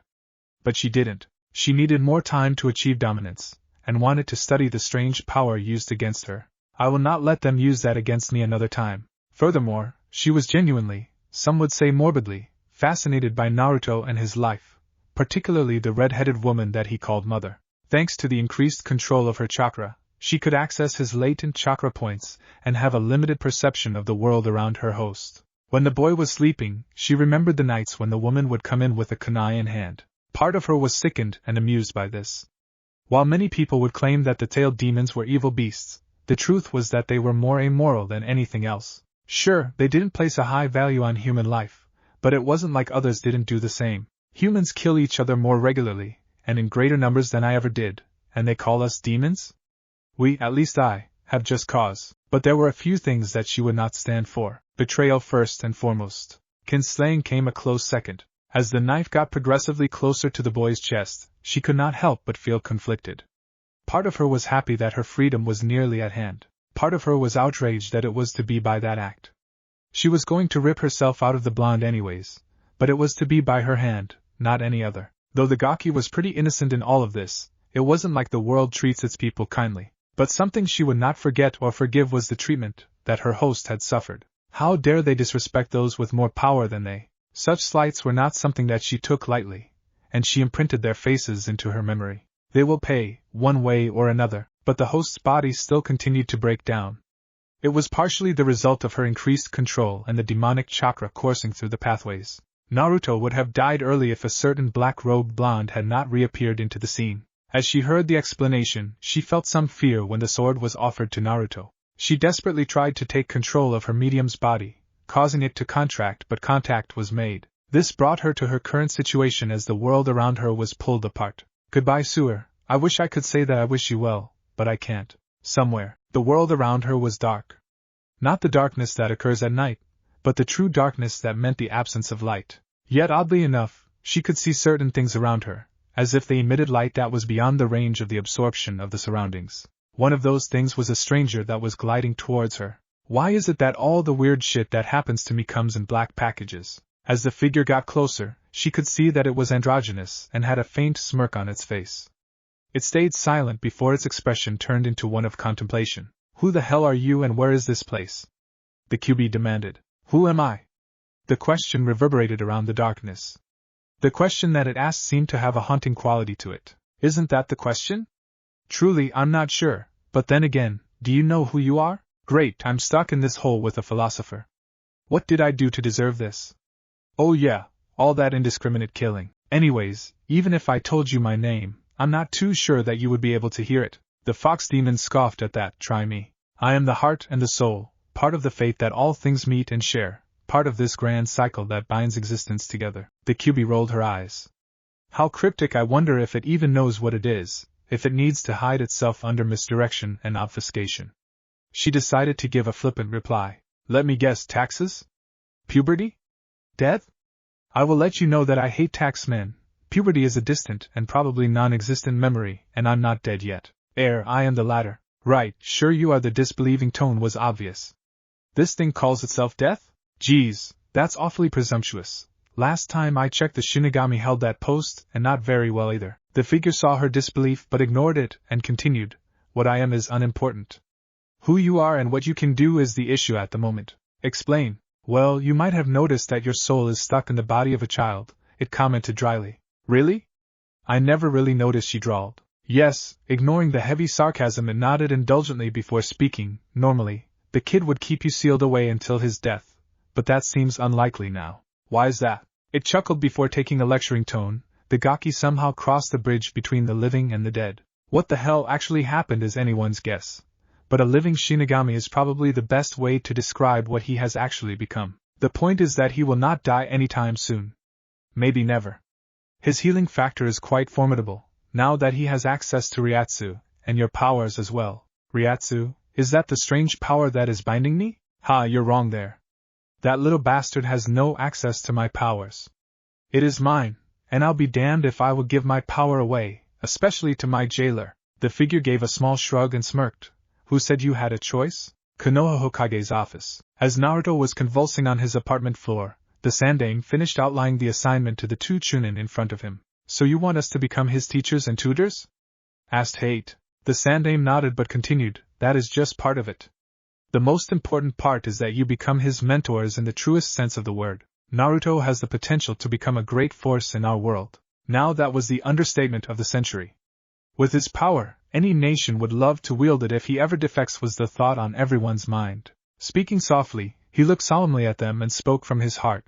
But if he continues down this path of loneliness and rejection, if his anger is ever directed at us, that line of thought was left unspoken. If they ever tried to neutralize the boy, they would end up dying. If they treated him harshly, then they would arise at the same result. The entire generation that controlled power in Konoha would not see the truth easily in any event. Why would you alienate a potential weapon or ally? That was something that Sarutobi had to push forward to the council. But he could already foresee the difficulties in convincing them of that. Yugogo decided to ask a question. How classified is this mission? I don't think that this will be something that we can tell our friends or our family. Sarutobi sighed before responding. I will do what I can to change the perceptions on my end.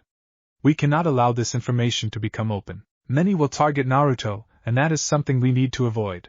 IWA is still baying for any chance of revenge, and others will want to turn him against us, or kill him to deny us his abilities. Either option leads to more death. I have told you what needs to be done, how you do so is up to you. Hate remembered something that soured him. Where is Kushina now? That was another sore point in this sorry tale that continued to fester. She was never a Konoha nin, and was not as such subject to their jurisdiction. She was an observer attached to Minato, about to be granted permanent residency when the Bijou attacked. Their leader was silent for a moment before speaking up. The thing is that she was never one of ours. Her name was never registered as a Konoha shinobi. A shinobi can only owe allegiance to one village. Divided loyalties are never something that a military village can tolerate. The potential for secrets to be exposed is too high. Yugogo blinked, trying to accept that before asking a question. How about defectors? What nation did she belong to in the first place? Kushina was effectively stateless as Yuzuno Kuni doesn't exist anymore. And she wasn't a defector in any event. They spend 6 months being interrogated before being placed on probation. Everyone uses double agents, and keep the counterintelligence ANBU busy. They were digesting that bit of little-known information as Sarutobi rubbed his forehead in exasperation. Since I have no jurisdiction to declare her a missing nin, there is not much officially that I can do besides putting a bounty on her head.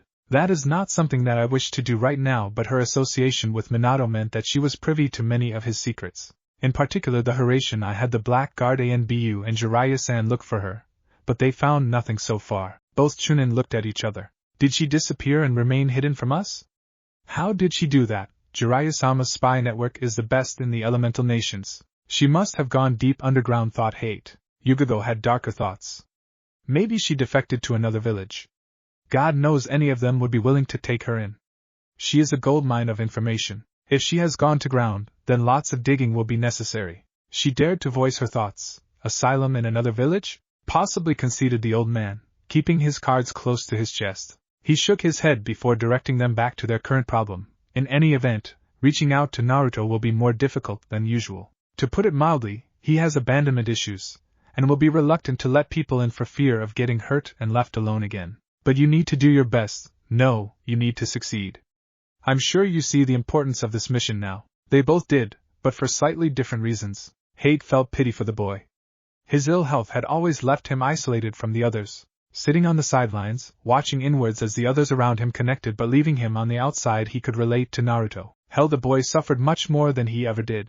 Yugogo knew that this would lead to her break. Political connections could always grease the wheels, and there was no doubt that she had ambition in spades. Who else was more connected than the Hokage? In any event, Naruto was deserving of her help, and she always wondered what it would be like having a younger brother. Things are looking interesting. Somewhere. I didn't live this long to lose my powers to a mere mortal. The being shook its head in annoyance. The mortal part is debatable, but really, don't make me force you. She gave a manic grin in return. I'd like to see you try. Unleashing 5 of her tails, she roared out and twisted her chakra into lances of coursing light towards the cloaked figure. It flashed out of sight, before suddenly delivering a stunning blow to her sternum. Slightly winded, she grabbed onto it with 3 tails and proceeded to beat it into submission. The figure just grunted and unleashed an enormous wave of pressure that made her recoil and broke her grasp. What the hell is this power, this Ryatsu? It hurts unlike anything that I have felt before. Damn, I underestimated this fox. That really hurt, more so than Ryatsu-based attacks. She could nearly key. Cutting its thoughts short, the QB decided to end it. Giving a smirk, it drew upon its reserves deep within her core. She poured out a wave of killing intent that would have given Kami pause, if only for a moment, and began to unleash everything that she had. 9 tails of power erupted around her, sheathing her body in a crimson aura that danced like flames over her flawless skin. The aura darkened until the only features that could be seen were black slitted eyes, terrible in their malice. The whole scene was quite nightmarish as the two beings stood each other down. For the first time of the battle, the black-robed figure showed true fear. The level of power that the demon was emitting was unbelievable, unthinkable. It was even eroding the sealed space created by the Zanpakuto. This needs to end right now. The Bijou didn't give the other any time for reprieve before she struck. Damn, I haven't been able to let loose since the chaining. Not even when I attacked Konoha did I go all out. With slight curve to her mouth that went unseen, she struck out faster than the mortal eye could register. Even faster than what an immortal eye could see for that fact. Just as fast as Shuinpa? The other tried to flash step out of the way, but the QB saw all of its movements. This technique, it is just enhanced speed, not any sort of teleportation or phase space. It's impressive, sure, but it still is just physical movement. I can see all of it with my eyes. Every single step.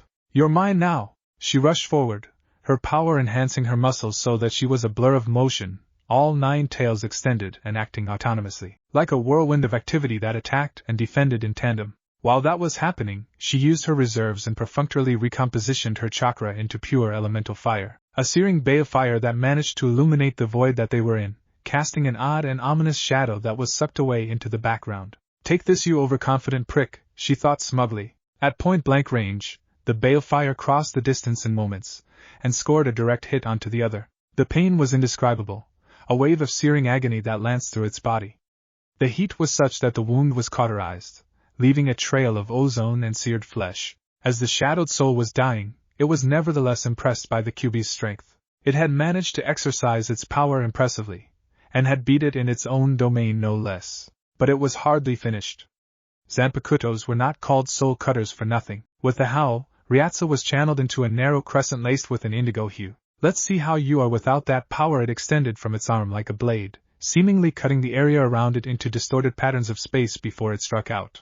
The bijou was caught too close to dodge the corona wave that soared towards her, leaving afterimages in its wake. Trapped by proximity, she could do nothing but prepare herself for impact. Pain happened, a deep bone-jarring spike that seemed to erupt from her core and spread outwards. With growing horror, she felt her chakra ebbing away, like a dam placed over a current. It left her weak and disorientated when all 9 tails of power were suddenly taken away from her. She slumped over onto the ground, desperately trying to access what was hers, but to no avail. In a desperate rage, she rushed to the fallen figure and grabbed onto it, shaking it and demanding answers. What the hell did you do?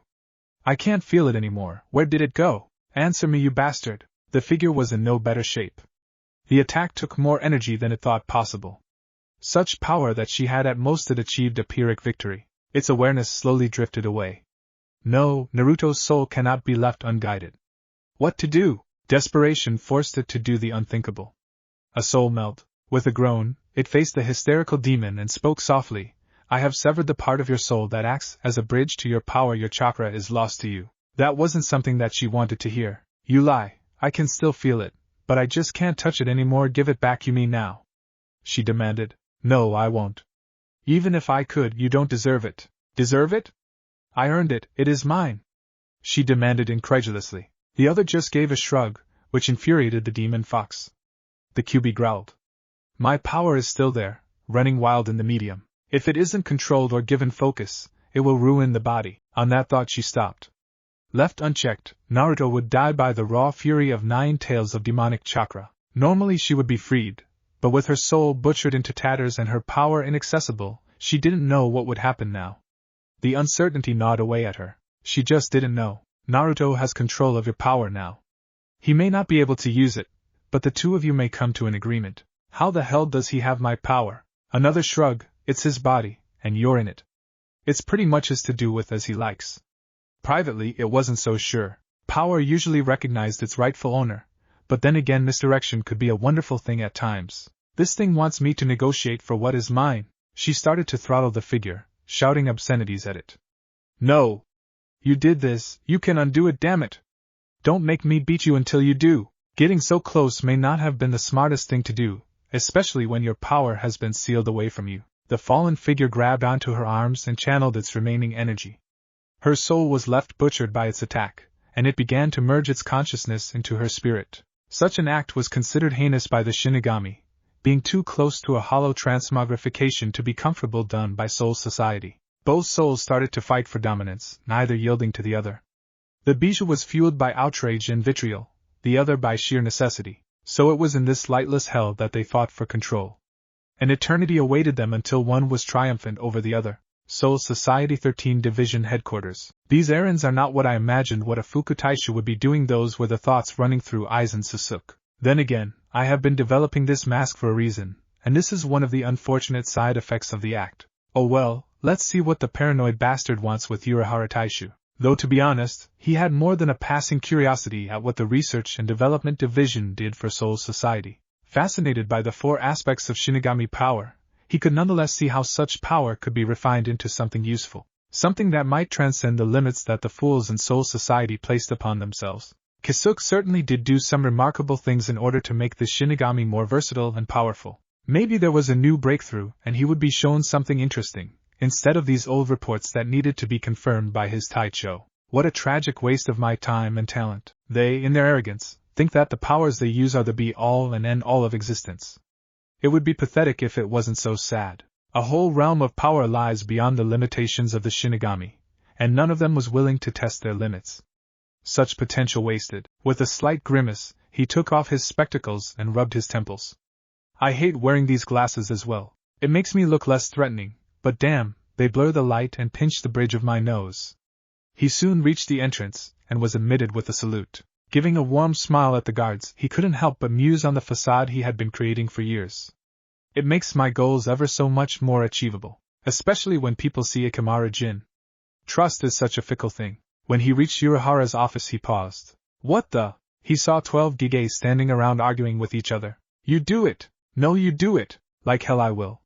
I created you, damn it! You're nothing but a clone. We all are, damn it! Well, this is interesting.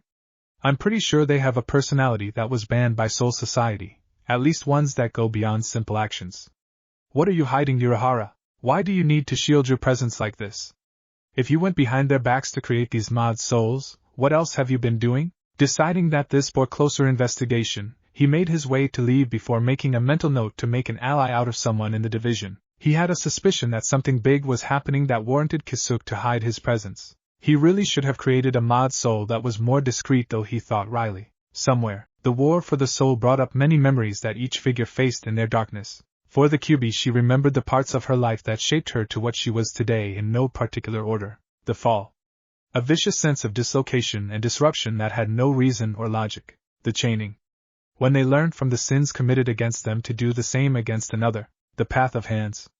The reunification of the 9 that lead to a path that changed them into legends. The other remembered part of its life, of its purpose given to it by higher powers so that it could serve and bear witness to all that comes, and all that will come. The fight was on a level beyond normal comprehension. The black-robed figure had the advantage of using a power that had a purely spiritual basis, which admittedly could affect reality, and would normally lead to victory. But the Kyuubi was an ancient soul, and the battle was being fought within itself. No matter how much power the other had, it paled in comparison to the experience of the Kyuubi. With that advantage, she overwhelmed the other's consciousness with a triumphant snarl. Take that, bitch! As she exulted in her success, she found herself being assaulted with images, thoughts, feelings, awareness, understanding. It was enough to make her collapse into a heap. The combined knowledge and sum of parts that a Zanpakuto possessed were being integrated into her very being, changing her into something else. In essence, an exchange of power was occurring. Her chakra was lost to her, but she was given something else to compensate for it. Konoha Naruto's apartment. What the hell? Unaware of the similar thoughts that were running through the other's mind, Naruto looked around him. His surroundings were awfully familiar, like he was in Konoha in daytime. But it was awfully empty of any people, bearing one figure that approached him. The thoughts going through Naruto's head were unusual, to say the least. She is so pretty, and with her red hair, she almost looks like Ka-san. While a 6-year-old would consider her to be pretty, someone older would describe her as attractive, beautiful, smoking hot, a fox, etc., while being unaware of the irony. The woman was tall and had long red flowing hair tied off into 9 ponytails, extending beyond her back. With porcelain fair skin and black eyes, she had a haunting beauty, like an unearthly being gracing the world with her presence. Topped off by a curvaceous yet lean figure, she was undeniably female, radiating an aura of earthly sensuality that was not quite lost on Naruto. He shivered for a bit as he found himself under her amused gaze and felt a bit embarrassed by the attention. What's the matter, Kit? Fox got your tongue? Those words, spoken with a melodious accent, brought him back to his surroundings. Who are you? And where are we? He asked with some confusion. Odd, I just asked the same question a while back and now I know the answer. How should I answer you, Kit? Well, where we are is in your mind. Looking around, he scrunched up his face before scratching his head. And are you some figment of my imagination then? Asked Naruto flippantly. As soon as the words left his mouth, he realized that he had made a mistake. The woman's face darkened over and was about to say something before she calmed down. With a light laugh, she responded with a chiding smirk. Far from it, consider me to be your best friend for the rest of your life. A friend would have been something that Naruto would have jumped at when he was younger, but when your friends abandon you at the drop of a hat, lie to your face and leave you, he had learned to guard his heart well. What is your name? The blonde asked carefully. The woman smiled and spoke softly, call me. Naruto blinked and scratched his head as he couldn't quite catch her words. What did you say? I couldn't hear you. The Kyuubi frowned before repeating her words. My name is. For some reason, he could tell that her lips were moving and that sound was coming out, but he just couldn't understand the words. It was a weird feeling, like someone was speaking in another language, but not quite. The Kyuubi looked disappointed. It looks like he is not quite ready to hear my name. Maybe it is for the best. He probably isn't quite ready for it anyways, and I can always use it to bargain with. Speaking of which, my name is something special, and you will hear it when you're ready, I guess, she hedged with a smile. How can a person's name be special? Naruto asked with genuine curiosity. With a wide grin the woman laughed and ruffled his hair gently. How can a person's name not be special? It is the mark of their soul, their individuality and identity that separates you from the rest of the world. The barrier of the soul that lies at the heart of your spirit. Seeing that the boy seemed a bit lost, she realized that it was a bit too philosophical for a 6-year-old. Okay, how about this? Names let us know what something is and what they are. Wouldn't you say that is important? I guess so, said the blonde, not quite convinced but not wanting to be rude at the same time. In any event, even if I can't tell you my name, I'm sure you can guess who I am. Let's see, I am in my mind. I'm speaking to my new best friend. There is no one else around me. I'm the container for the Kyuubi no Yoko. There is a red-haired lady with 9 ponytails. Oh. The Jinchuriki blinked before shaking his head. You're the Kyuubi, aren't you? I expected you to be, well, a huge 9-tailed fox. Aren't you a smart boy? Normally I can take that form, but it gets so stereotyped after a while. Being in this form lets me have so much more fun. With that she walked behind him before giving him a hug, her arms snaking around his thin shoulders, and she laid her chin on the top of his head. Processing the information, he realized the enormity of his situation and tried to struggle free of her grasp. It was you. All your fault. You're the reason why everyone hates me. Why my mother left and won't come back. Don't come near me, I hate you. He spat out spitefully and glared at her with all the anger a 6-year-old possessed. But then again, Naruto was no ordinary 6-year-old. His cerulean eyes burned with righteous anger, as he found something to blame for all the misery he had suffered. She sighed and worked hard to defuse the situation. Oh Naruto-kun, do you think I planned for myself to be sealed into you? That I chose to be placed into your body? At this point, he stopped and gave a hesitant shake of his head. Seeing that he was listening to her, she continued to speak. Of course not. I was just doing something important when this all happened. Is it my fault that the villagers can't see you for who you really are, and not me? I didn't force them to ignore you, hate you, and scorn you. If anything, I would gladly help you punish those that treated you so poorly. And your mother, don't get me started on that treacherous bitch. Naruto felt compelled to defend his absent parent. Don't you call her that? She gave a soft sigh. Oh kid, can't you remember all those times when you were small? When you would wake up with cuts on your arms that you just didn't remember getting before you went to bed? Don't you remember the scars and the odd, guilty looks your mother gave you when you woke up? Naruto shook his head, desperately denying the truth that had haunted him, truths that he placed into the back of his mind because he feared the answers to his questions. Here, Naruto-kun, let me show you something. What really happened when you were asleep all those years. And maybe you can understand why you are better off without your mother. Flashback. Naruto was in another world, like he was looking out of the body of another person. But the sensation was not quite right. If he was supposed to be sleeping, then his eyes would have been closed. But the chakra points manipulated by the Kyuubi gave a rather holistic picture of what was happening around him, even to access his optic nerves to see parts of the spectrum normally hidden to human eyes. With sickening clarity, it was all revealed to him, and he knew that she spoke the truth. Little inconsistencies that he ignored were now exposed in their stark glory. He did remember all of those accidents that seemed to go away in a few hours, and how he found a blood-stained kunai in his mother's room when he went exploring around as she wouldn't let him out of the house. He now saw how she stood above him, a glazed and half-mad look in her eyes, and the knife slowly descended to his chest, before being slashed aside, making a shallow cut into his arm that healed, leaving marred skin as the only evidence to her madness. End flashback. Naruto slumped back, wide-eyed as he tried to deny the images that he had just seen. He tried to convince himself that they were all elaborate lies, that his mother could never do such things to him. But a part of him was quiet, and knew that something wasn't quite right with his childhood. The Kyuubi sighed before placing her hand on his shoulder. Well kid, how do you feel about things now? He looked at her angrily, but the fire in his eyes had died down somewhat. I too still hate you.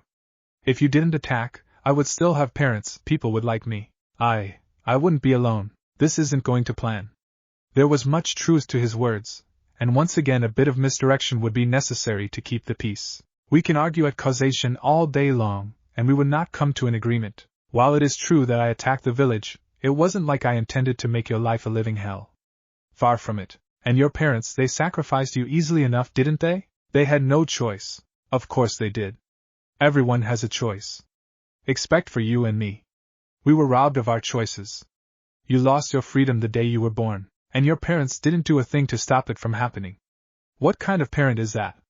Was it really in your best interest to have me sealed into you? As much as he wanted to deny it, he couldn't help but feel the truth in her statements. His mother didn't prevent the burden from being forced upon him, and she left him anyways after it had happened. She even tried to kill him. Bile rose up in his mouth, leaving him with a vicious promise. Never again, that woman is not my mother. Never again. And his father? Well, he never knew the man and no one would ever give a straight answer to his questions. He was piecing things together, but he would never really get confirmation, not just yet anyways. But he did nothing to stop them. Hell, he probably gave me up without a second's thought or regret. Seeing those morbid thoughts running in his mind, the QB decided to press her advantage. Know this, Kit, you will never be alone again. I will be with you always, because at the end of the day, we only have each other. I cannot undo the past, no one can, but we can make the best of our situation and forge a better tomorrow for the both of us. What do you say? It wasn't like Naruto was going to get a better offer anytime soon. Sure, there was some lingering resentment towards the bijou, but there was nothing he could do about that now. What was done was, well done. He could spend the rest of his life wallowing in anger, but that would mean nothing and lead him nowhere. Having his choices taken away had left one strong imprint on his consciousness. Never again would he be helpless. Not to another man, woman, demon, or death god. He would be his own master, and no one else's. But he was still a bit suspicious of the fox spirit, but he took a risk. It was on this day that a promise of a lifetime was made.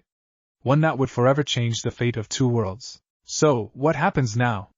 He asked. The fox demon gave a smile before wrapping herself around Naruto one more time. It was too long since someone had held him in such an intimate way before, not even when he was with his mouth Kushina-san.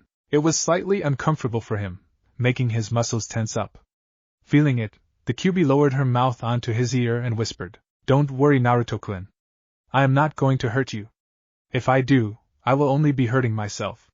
I am yours, and you are mine. Just relax and let me treat you the way that you deserve to be treated." Slowly, Naruto loosened his muscles and relaxed into her embrace. It was a unique feeling of safety and contentment as they both reclined against a park tree. He could breathe in her scent that lingered around the air.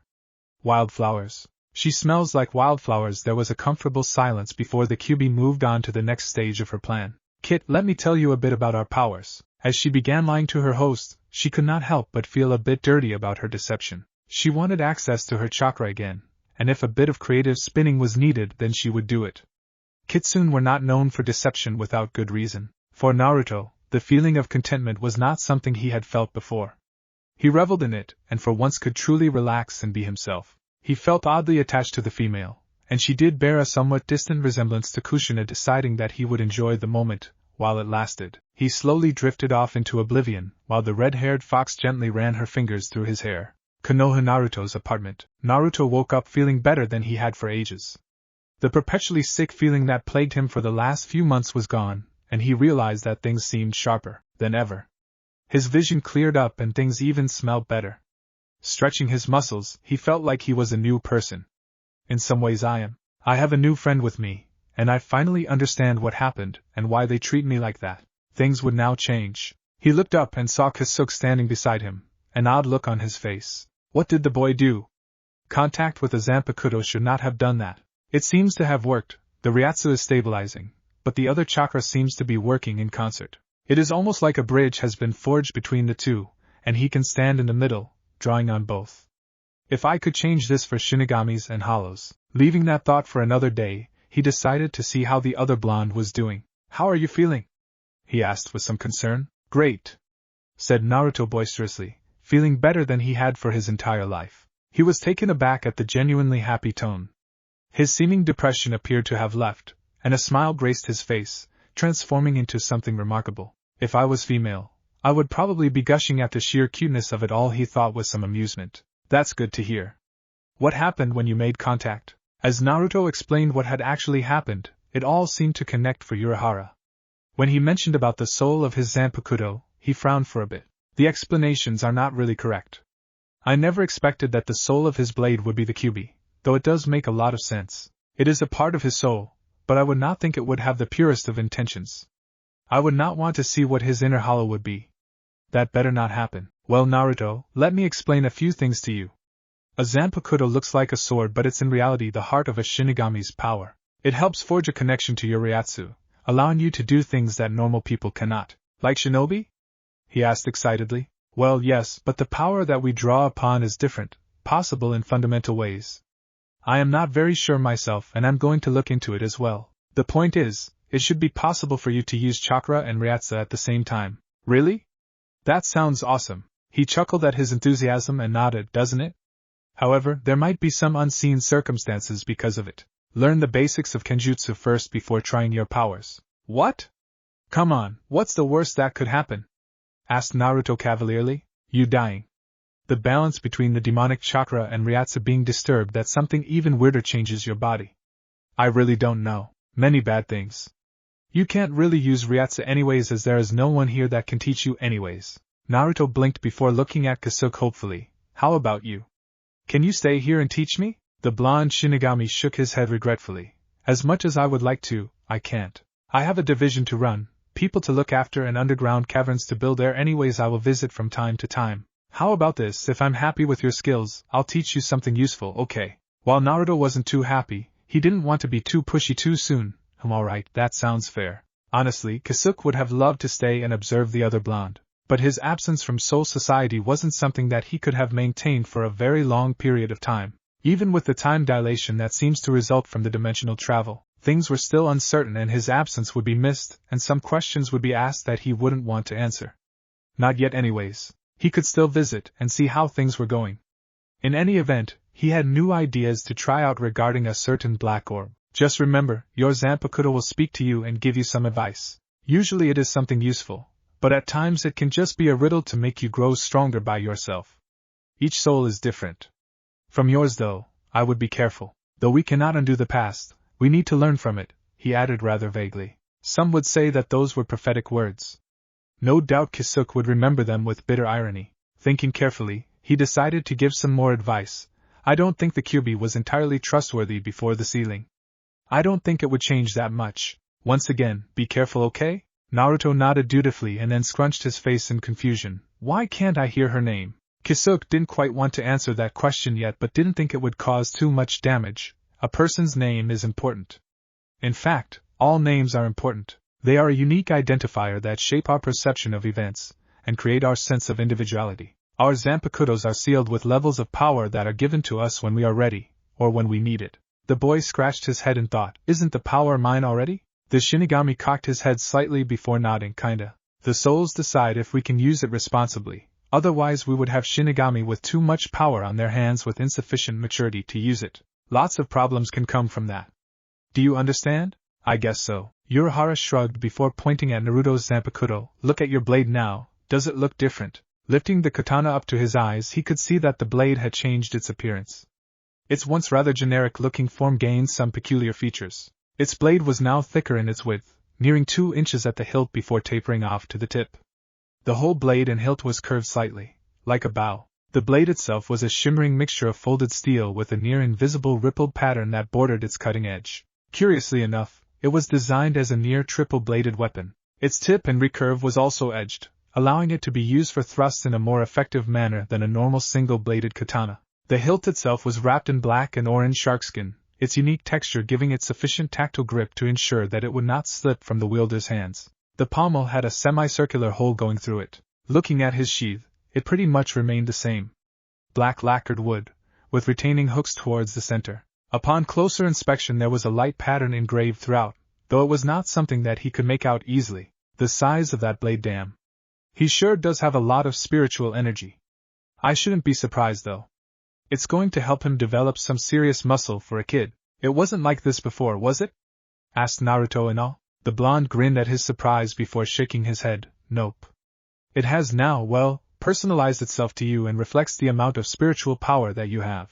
When you manage to hear your Zanpakuto's name, it will change again. Anyways, I have spoken to your Hokage about all of this, and he has promised to assign some people to help you prepare for the future. Train hard, Gaki, and remember that things will get better now. For the second time that evening, Naruto gave a genuine smile. It was near brilliant in its intensity, and his cerulean eyes danced, revealing to Kisuke the happy soul residing in the boy. He gave a lopsided grin in return, glad that he could make a few things right for the blonde. I'm expecting good things from you, boy. Please don't disappoint me. For Naruto, this was the start of something special. No longer an unwanted orphan that was left alone and consumed by loneliness, he discovered a presence in his soul that would never leave him, along with some answers in his life. He would work hard and become stronger. There was no turning back as he made that promise to himself. Uzumaki Naruto does not go back on his word. Konoha Hokage's office. The blonde Shinigami said his farewells before making another flashy exit.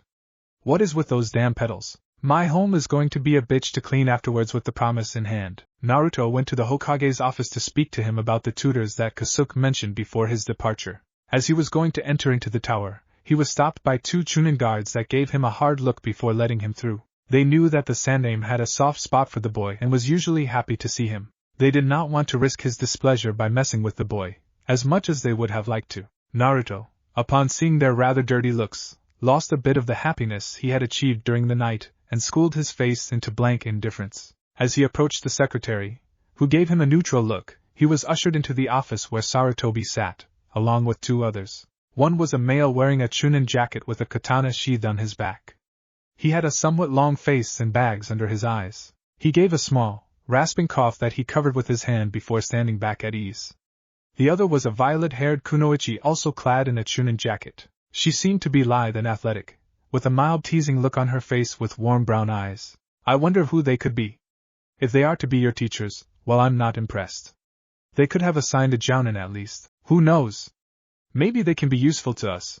It's a possibility. The two Chunin looked at the blonde Jinchuriki and made their first impressions. He is thin. More so than what is healthy for a boy his age. And his eyes, there are traces of sadness and a hardness that shouldn't be there as well. Looks like he has a sword already, though that blade looks ridiculous for someone his size and age. Well, at least we have something in common then. Surprising that so much power is in such a small package.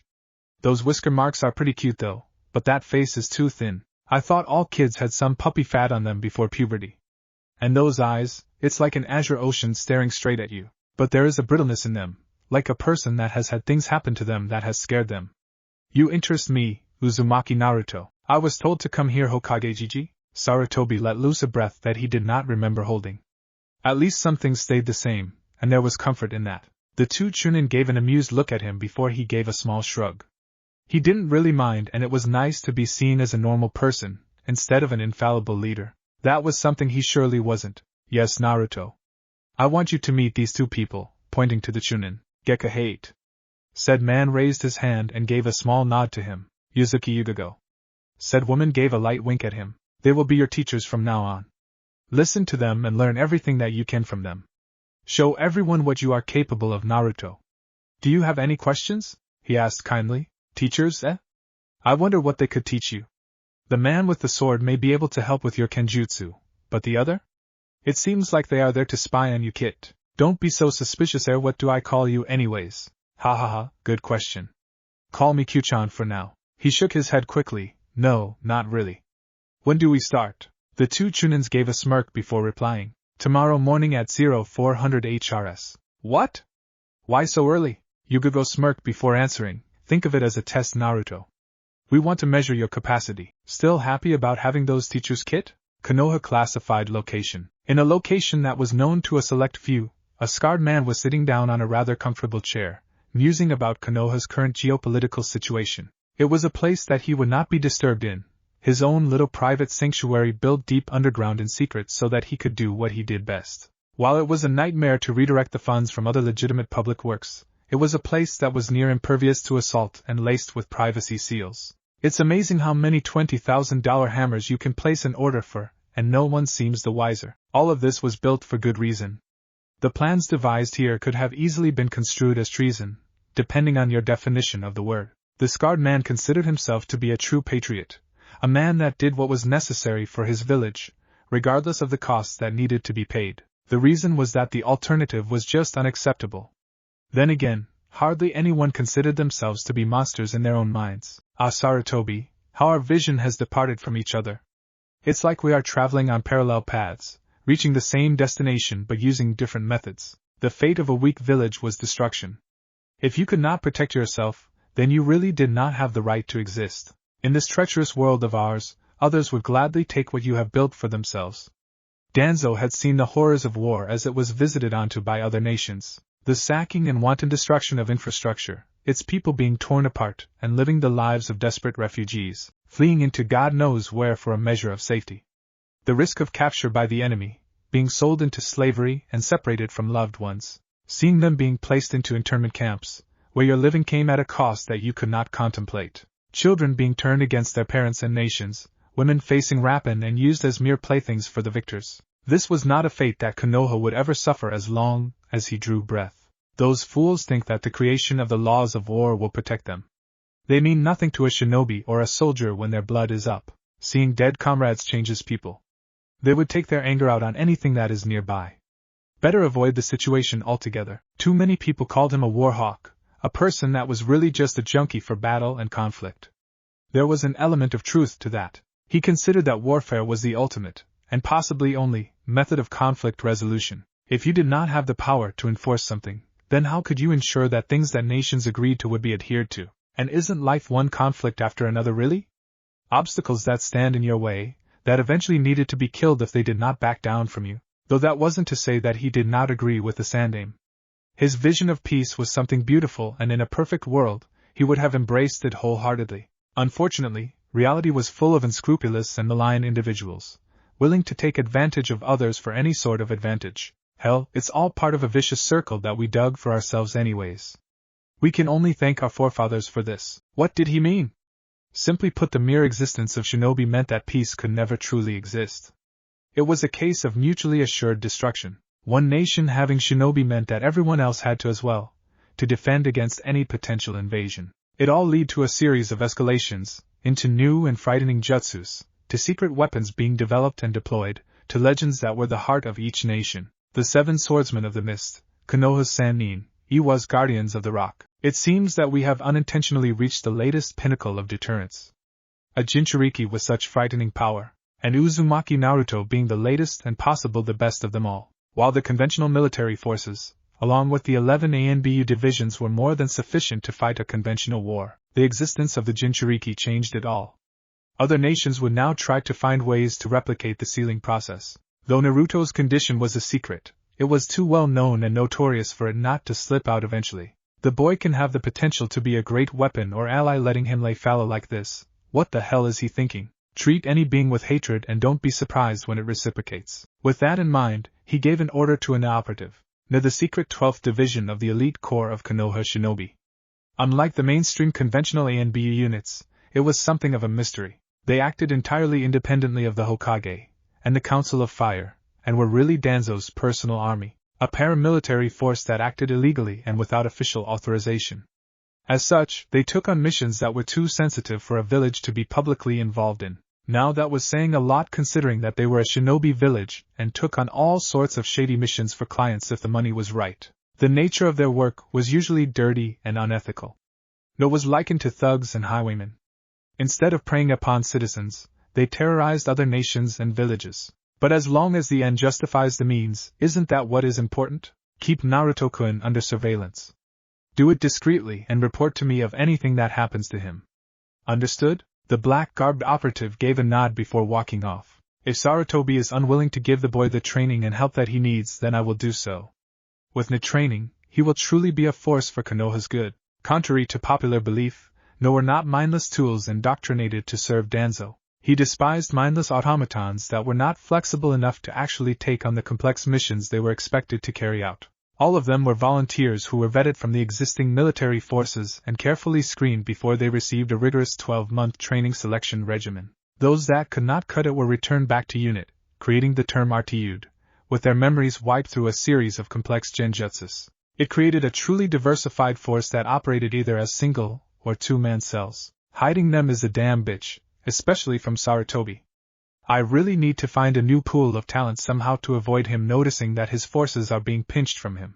Money is getting harder to find anyways. People would question the need for such a force in this current day and age.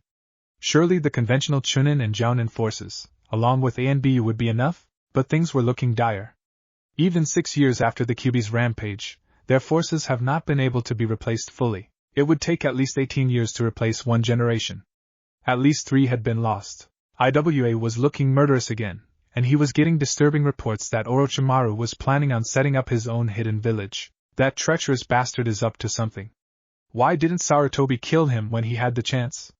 That folly is going to cost us more than we can afford. He is still carrying a chip the size of a boulder on his shoulder, and he would gladly destroy us and use the citizens in his inhuman experiments. With reports coming in daily, the outlook was rather grim. It seemed that they needed one hell of a deterrent to keep the hounds from their throats, until at least another 12 years.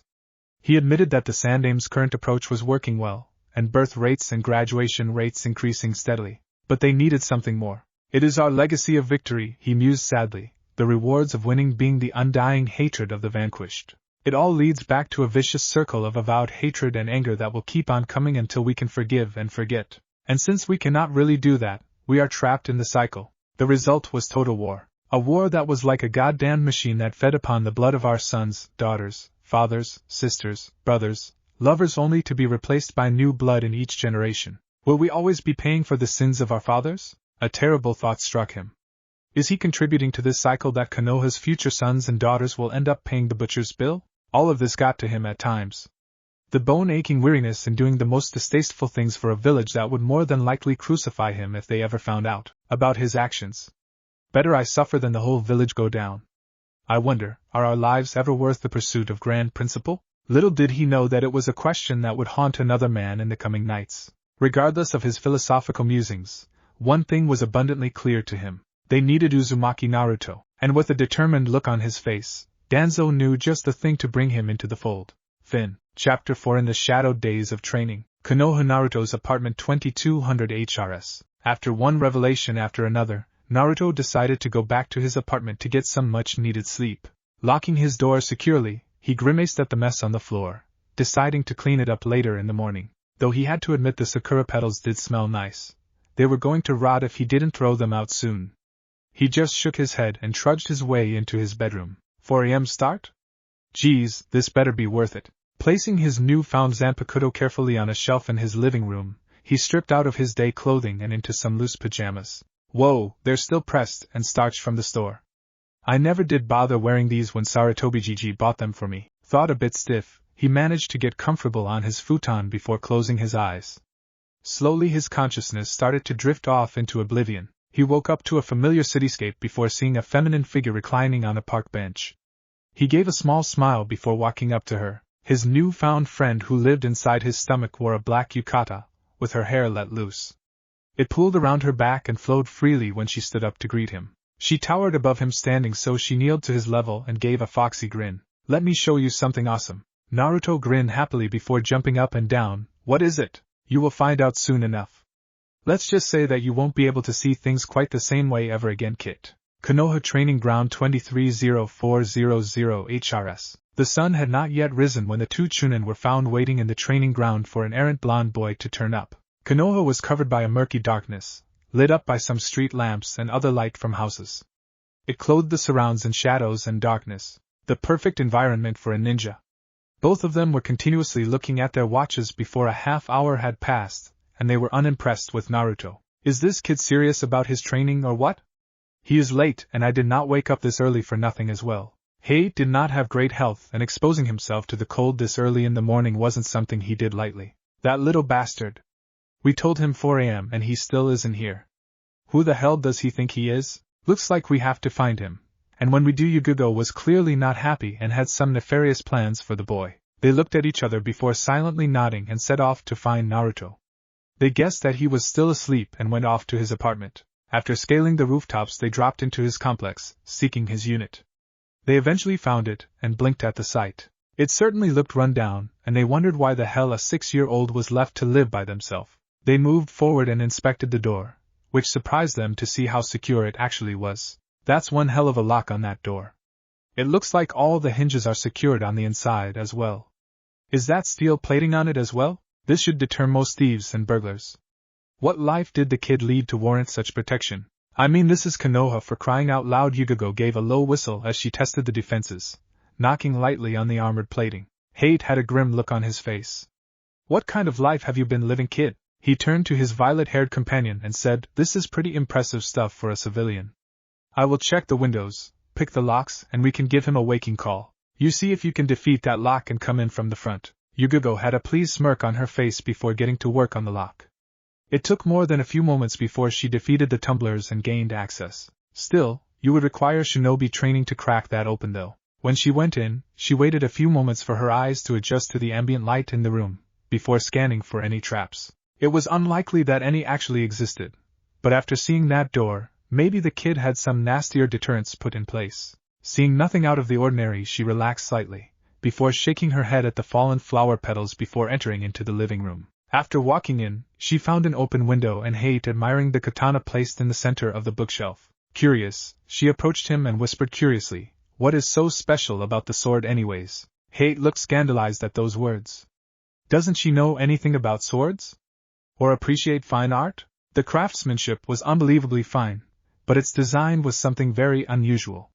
It was unlike the usual katana from the elemental nations. Those in ninjatos were usually simple single-bladed affairs with a slight recurve to the blade. The way that Naruto's blade was shaped meant that his sword style would be a combination of savage thrusts and graceful slashes. The sheer width of the blade meant that it had a bit of weight in its head, enough to break through an opponent's guard, or cause some really nasty slash wounds. Have you ever seen a blade like this before? The shape and curvature of the blade? The sheer width of it as well? No normal kid could be able to wield it without some serious muscle in his arms. And looking at the boy plus his profile, he has some way to go before he can use it, answered Hate with some doubt. The kunoichi nodded slowly before asking, will your sword style be compatible with his blade? Hate considered her question before staring at the blade some more. Maybe. The dance of the crescent moon was both well known and secretive at the same time. People knew its name and that it was one of the premier kenjutsu styles in the world. What it actually involved was kept a secret to the Gekko clan, a hereditary style passed on from family member to family member. Of course, that was back in the good old days. At the moment, the clan was in its twilight years, most of them shunning the shinobi lifestyle for other pursuits. If Naruto shows enough talent, maybe I can pass my style on to him. It's not like my father really cares, it was my grandfather that taught me anyways. If I can keep this alive, then it shall be remembered always. Shaking those future thoughts out of his head, he gave a wry grin before pointing towards the bedroom. Somebody needs to be woken up. Walking slowly in his room, they found Naruto sleeping in a very odd position. His blankets were strewn all over the place, where he was lying on his back with his stomach exposed. A light line of drool was running down his cheeks. Yugogo had a predatory smile on her face as she gazed on the sleeping blonde. I can't get over those whisker marks.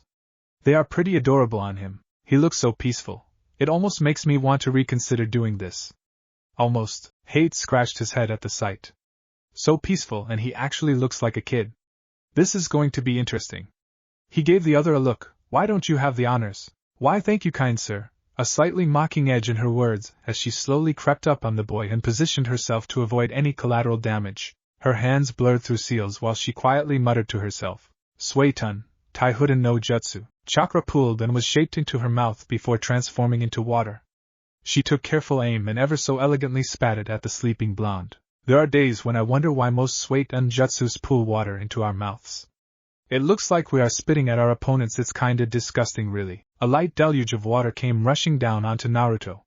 It drenched him from head to toe, the freezing water waking him up instantly as he opened his eyes in sudden shock. He gave a loud shriek that pierced through the early morning and gave most of Konoha a wake-up call at 0447 HRS. Dazed, comically shaking his head left and right until he could focus on the two chunins trying their best to hold their laughter in. He started wiping his eyes so that he could see, and after pushing his hair back he gave them an incredulous stare before screaming out in outrage. What the hell was that for, you crazy bitch? Hate gave a deadpan response. You're late. Yugogo merely had a twitch happening with her forehead.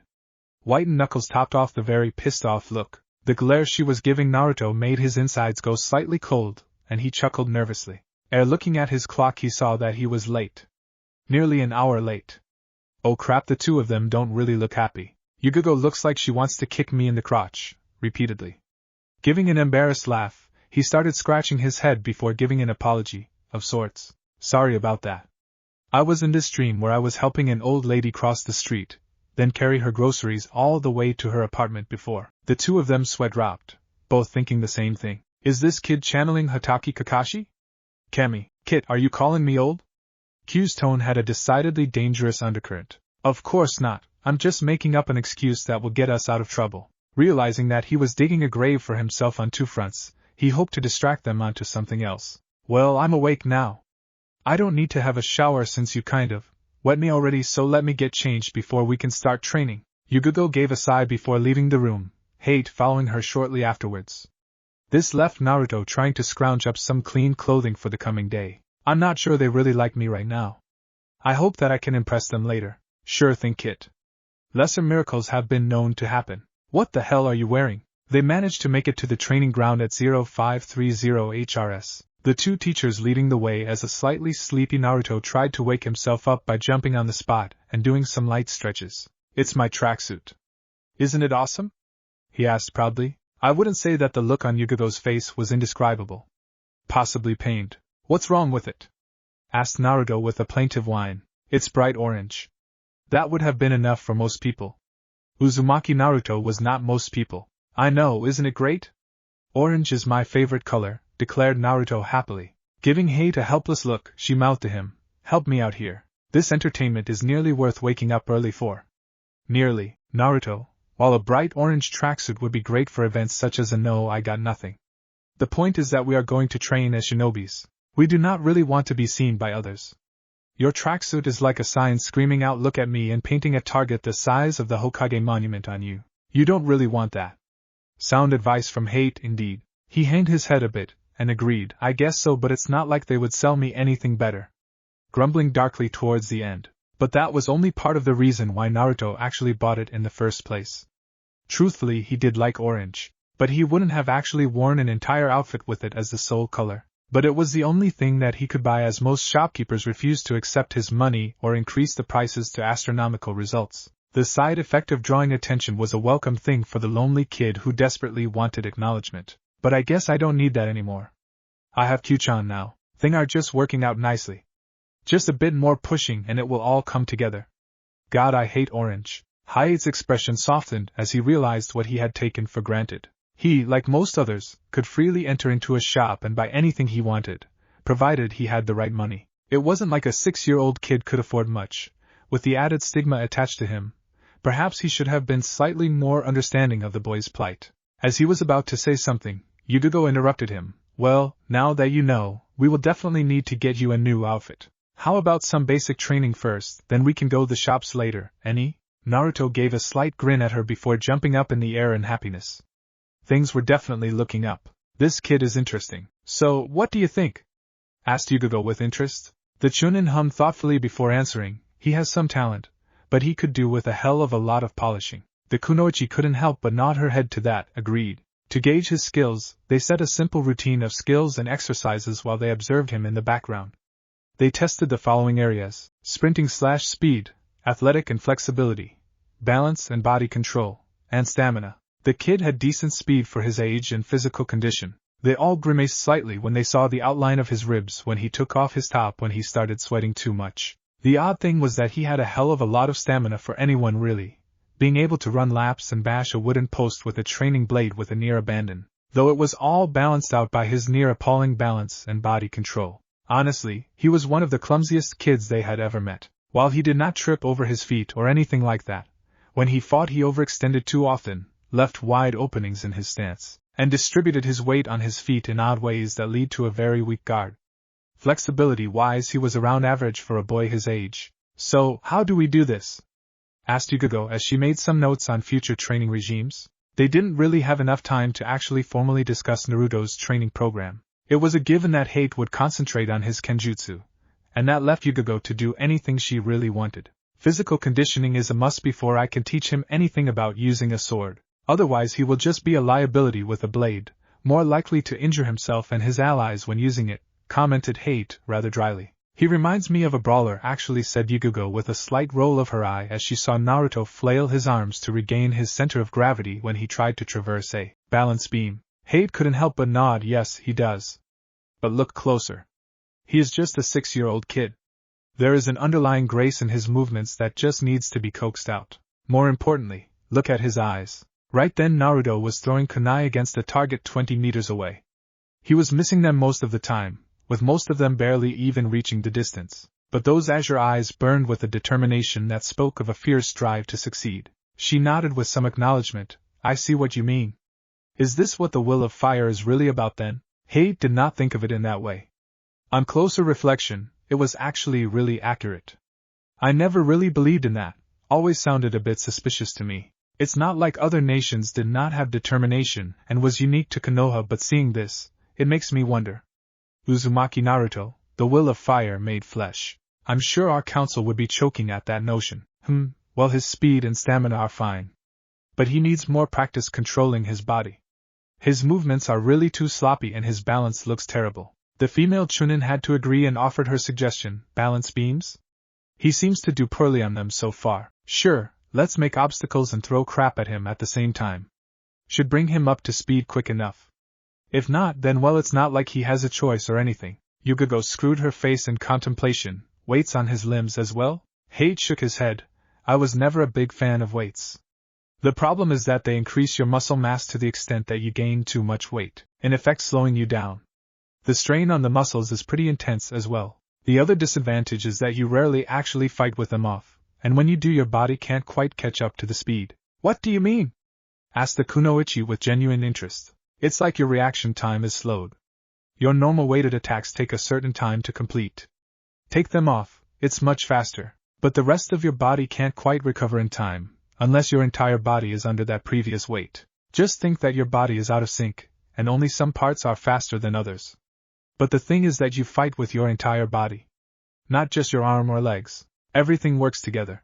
Yugogo blinked at the explanation before agreeing. I never really thought about that. Does Madogai know about this? I am sure he does. But the thing is that he rarely fights anyone that requires him to let loose his weights anyways. And when he does, he can usually overwhelm them quickly enough. So, is there a solution? All weight-based training has problems. The best would be gravity seals that encompass the whole body.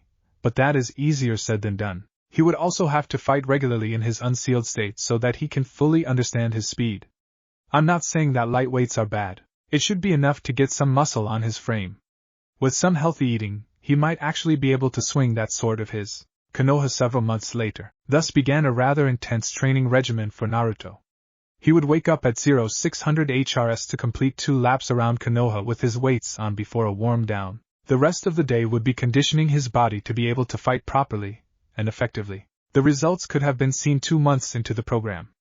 His once scrawny frame filled out so that he had a decent set of muscles for a 6-year-old. It wasn't a rippling mass, more the lean physique of a runner. After a while, they declared him fit enough to move on to the next stage. Since the two of them had other duties to perform, they would alternate in shifts to determine who actually spent time with Naruto. Today was Kenjutsu with Hate. Put down your blade, Naruto, ordered the Chunin. Doing as he asked, he unslung his katana and carefully placed it on the ground. What are we doing today, Hayate-senpai? Asked Naruto anxiously. Grinning slightly at the honorific, he tossed him a bakken before drawing his own. Attack me, Naruto-kun. Are you sure, senpai? There was some caution in Naruto's eyes. Until now, Hate had a more hands-off approach in his training, plus the fact that his chronic illness made itself obvious to Naruto made him a bit leery of hurting his teacher. Over the past few months he had developed a friendly relationship with his 2 mentors. At first he thought that they were just there to spy and observe him on the Hokage's orders. Or at least that was what Q was trying to convince him of anyway. Kisuke-sama's revelations opened his eyes. He was an important person and thoroughly unique. He would have been surprised if he wasn't being observed, or they were doing such a damned good job that he couldn't notice them at all.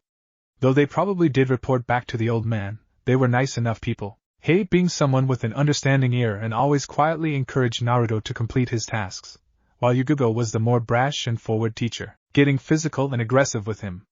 Despite all of that, he could see that she had a certain amount of fondness for him, which only made him work harder to please her. But throughout it all, he kept most of his heart hidden away from them.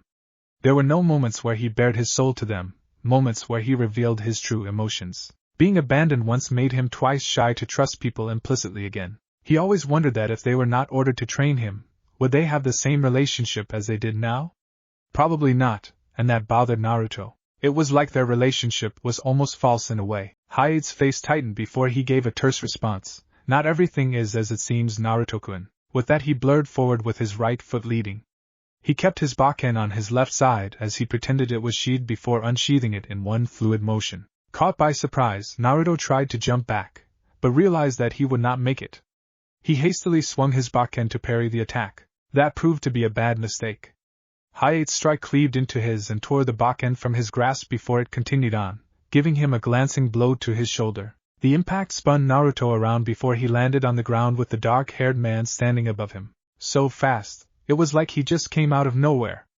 And that strike, so strong! Geez kid, you're easily impressed. A newfound respect came over his eyes as he gazed on the towering figure above him. Hayate gave a grin before giving his hand to the blonde. Naruto took it, and he was lifted up to his feet. He beckoned him over to a seat and took one at the same time. So Naruto, what did you do wrong? Asked Hayate in all seriousness. I underestimated you? Hazarded Naruto, as he replayed the scene in his head. The Chunin chuckled at that answer and ruffled the boy's hair. Well, yes, and I guess that is an important lesson in itself. Most people, when they see me, write me off as someone that is not worth their time, or an easy kill. Such overconfidence usually ends up killing them. Do you understand? I think so. So I should take everyone seriously? In a fight, absolutely. Nearly everyone has a secret trump card, an attack of desperation, etc. that they keep up their sleeve until it's absolutely necessary. If you don't take them seriously, they will take advantage of that, and you might not be able to walk away to learn from it. It's a harsh lesson to learn, lectured the swordsman. The words sunk in for Naruto. He nodded thoughtfully as Hayate continued. Now let's concentrate on what just happened. Why was I able to beat you? Because you're an awesome swordsman? Answered Naruto with his foxy grin. Rolling his eyes, the Chunin cuffed the boy gently. Partial credit besides that. You're faster and stronger than me? Responded the blonde with some gravity. Hayate then realized that he was expecting a bit much from a 6-year-old. While he demonstrated smarts, he certainly was not a genius who understood things the first time around. But when he did manage to understand it, it was a thorough, fundamental comprehension based on first principles. Let me explain then. My speed, yes, that let me close the distance between us faster than you expected. However, you still could have moved out of the way. Instead you jumped backwards in the direction that I was swinging at. Bad move, as it leaves you open to another. Next time jump to the side of my attack. Naruto had his mouth open in a slight O as his brain took in the information. The next thing was that you decided to parry my attack. But I cut through your guard and still managed to hit you on your shoulder. A few things. Your wrist is not strong enough to engage another weapon user. Yet. My wrist? He asked in a perplexed tone. The swordsman nodded. Yes, your wrist. It's a part of the body that most people forget about. It is the basis of your grip and how much force you can effectively put onto a weapon. If you ever have to lock your weapon with your opponents, a stronger wrist will beat biceps any day. The stronger you get, the better feel you can get as well when your blades meet. It should let you know where the next attack is going to come from by the angle and direction that they disengage from. Understanding dawned on Naruto. These fundamentals principles were all making sense to him. Last thing was your stance. It was bad. You panicked and jumped back and tried to parry.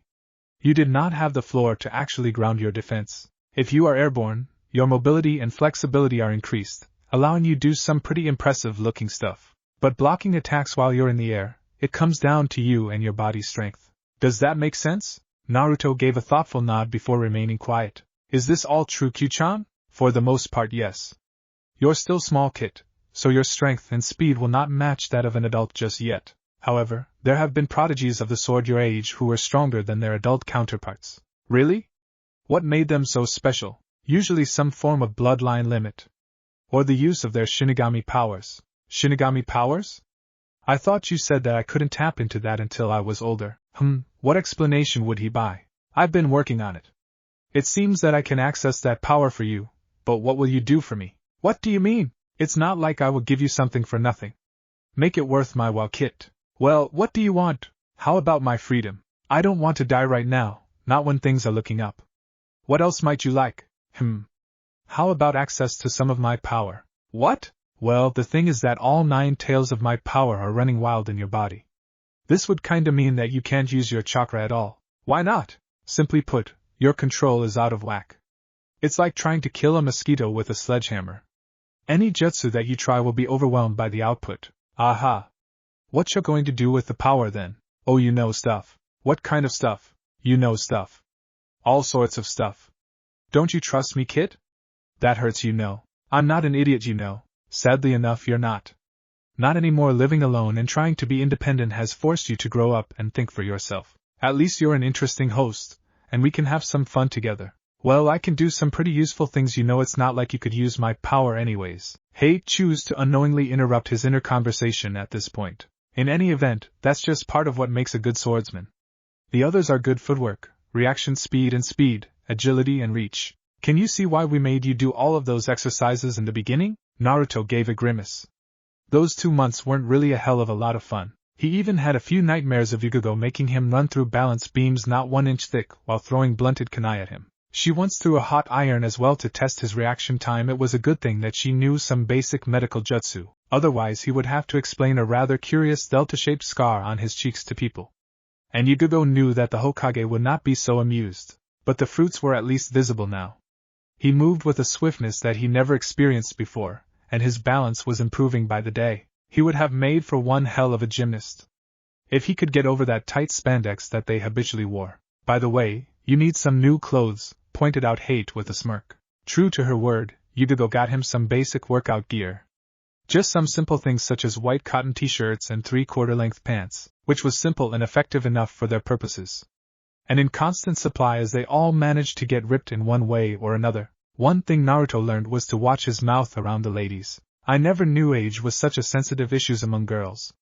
It's not like I meant it seriously. Be very careful to where you tread now, Kit. I can read your thoughts. You can? Well, sure, why not? Stands to reason, right? I'm part of your soul, aren't I? Doesn't that mean that I should be able to do the same to you? Air touche. Another thing was that found out was that his Zanpakuto was quite playful, and well, deceitful at times. It was always trying to misdirect him. When he called her out on it, she said she was just testing him to refine his truth-sensing abilities. It's all part of the shinobi world, she argued. He was not that convinced, but it made for some entertaining conversations, though people did give him queer looks when he seemingly laughed at nothing. Nevertheless, she was one hell of a companion. What do you mean? Asked Naruto suspiciously. Removing his bandana to let the cool breeze waft over his forehead, he coughed before looking at him. Come with me. Konoha Hyuga Complex. Konoha had a rather interesting beginning. Its formation was a rather bloody tale of subjugation and betrayal, but as the victors wrote the history books, a rather sanitized version was taught to potential graduates of the academy. At the heart of it were the clans that bound together under the banner of the Senju brothers and Uchiha Madara, who proceeded to carve a nation out of the land of fire. One of those clans that were part of the founding was the Hyuga. They were old and had an ancient history that linked them to the heavenly triad. That is the 3 digits that graced the clans as part of a blood gift, a treasure that gave extraordinary powers to its wielders, Sharingan, Rinnegan, Byakugan. But it seems that such power and privilege came at a cost. Something that was never as apparent as it was now to one Hyuga Hayashi. Is this what it all comes down to? A twisted sense of timing and fate had condemned one of us to slavery, and the other to greatness? These thoughts were nothing new, as he had them every time he looked at his brother. Said brother Hyuga Hizashi bowed in a submissive fashion as they were alone in Hayashi's private room. As he gazed onto his twin's face, he could see the barely restrained fury in his eyes, barely couched in Hyuga indifference. But Hayashi could tell. They were not masters of perception and observation for nothing. The faint lines of stress and worry that grazed his brow, the tightness of his fists, the sheer rage and impotent anger in his lavender eyes. The Byakugan had some truly unique skills that were unsurpassed in the elemental nations. The ability to see near 360 degrees made them excellent sentries and scouting/vanguard parties. It was supremely difficult to ever ambush a Hyuga with their bloodline activated. Able to see the flow of chakra in a person's pathways gave rise to the famed Juken, the gentle fist of the Hyuga house. And most of them had excellent chakra control and jutsu manipulation. But for all our skills, they pale in comparison to the cruelty that we practice upon our own brothers and sisters. Our own family. How can we do this to each other? He was referring to one thing. A practice whose meaning was lot in antiquity. Or so many thought. It was a practice that most would condemn as ritualized slavery, a savage imposition of will over another into a glorified practice. Maybe glorified wasn't the word to use. Yet another sordid secret of the past. Juin Jutsu, the caged bird seal. Poetic really, for something that robbed the body of its mind and its will. Its origin as to ostensibly protect the secrets of the Hyuga family, which was a load of lies. If that was to be so, then all of them should bear it, with no one being able to control the other. It was really there to control a much darker secret. A secret tied in with the Uchiha clan, a sorry part of history both clans would rather forget. Or kill each other over. Generation upon generation of second children were given to this curse. A fate that most railed at before accepting the inevitable brand upon their forehead. Hidden under Hizashi's forehead protector lay that seal. And he lay kneeling, facing the tatami mat while clenching his fists until his knuckles were white. Tentatively, Hayashi broached the question that lay like an elephant in the room. How is he? As well as can be expected. The answer was grudgingly given, in a tone that bordered on open insolence. Hayashi gave a sigh before standing up and moving to the window in his room. He looked out and saw the interior garden. Such peace and beauty we have created in these walls, yet we do not preach those virtues among our own. The gods weep. Filial care compelled him to make further inquiries. Where is he now? His brother took some time before responding stonily. Recovering, he just woke up an hour ago. He will not be fit for duties for the next week. The bitterness was all too evident in the man's voice. He was there. Hell, he held down his son while they did it. The screaming, the pleading, it was the hardest thing that he had to endure in his life. Even when the seal was placed up on paled in comparison to what it was like to see his flesh and blood being made into a slave. And there was nothing he could do about. He railed against it to any that would listen. But with the literal power of life and death being held over him and his son, he had to moderate his stance. He did not want to leave Niji an orphan. I can't get the sight out of my head. The way he looked at me, desperately begging me to find a way to get them to stop. And all I could do was hold his hand and whisper sweet lies into his ear. God help me, I don't think I can have any more children after this. I can't condemn them to such a life. The thoughts raging in his head were mirrored by his twin brother.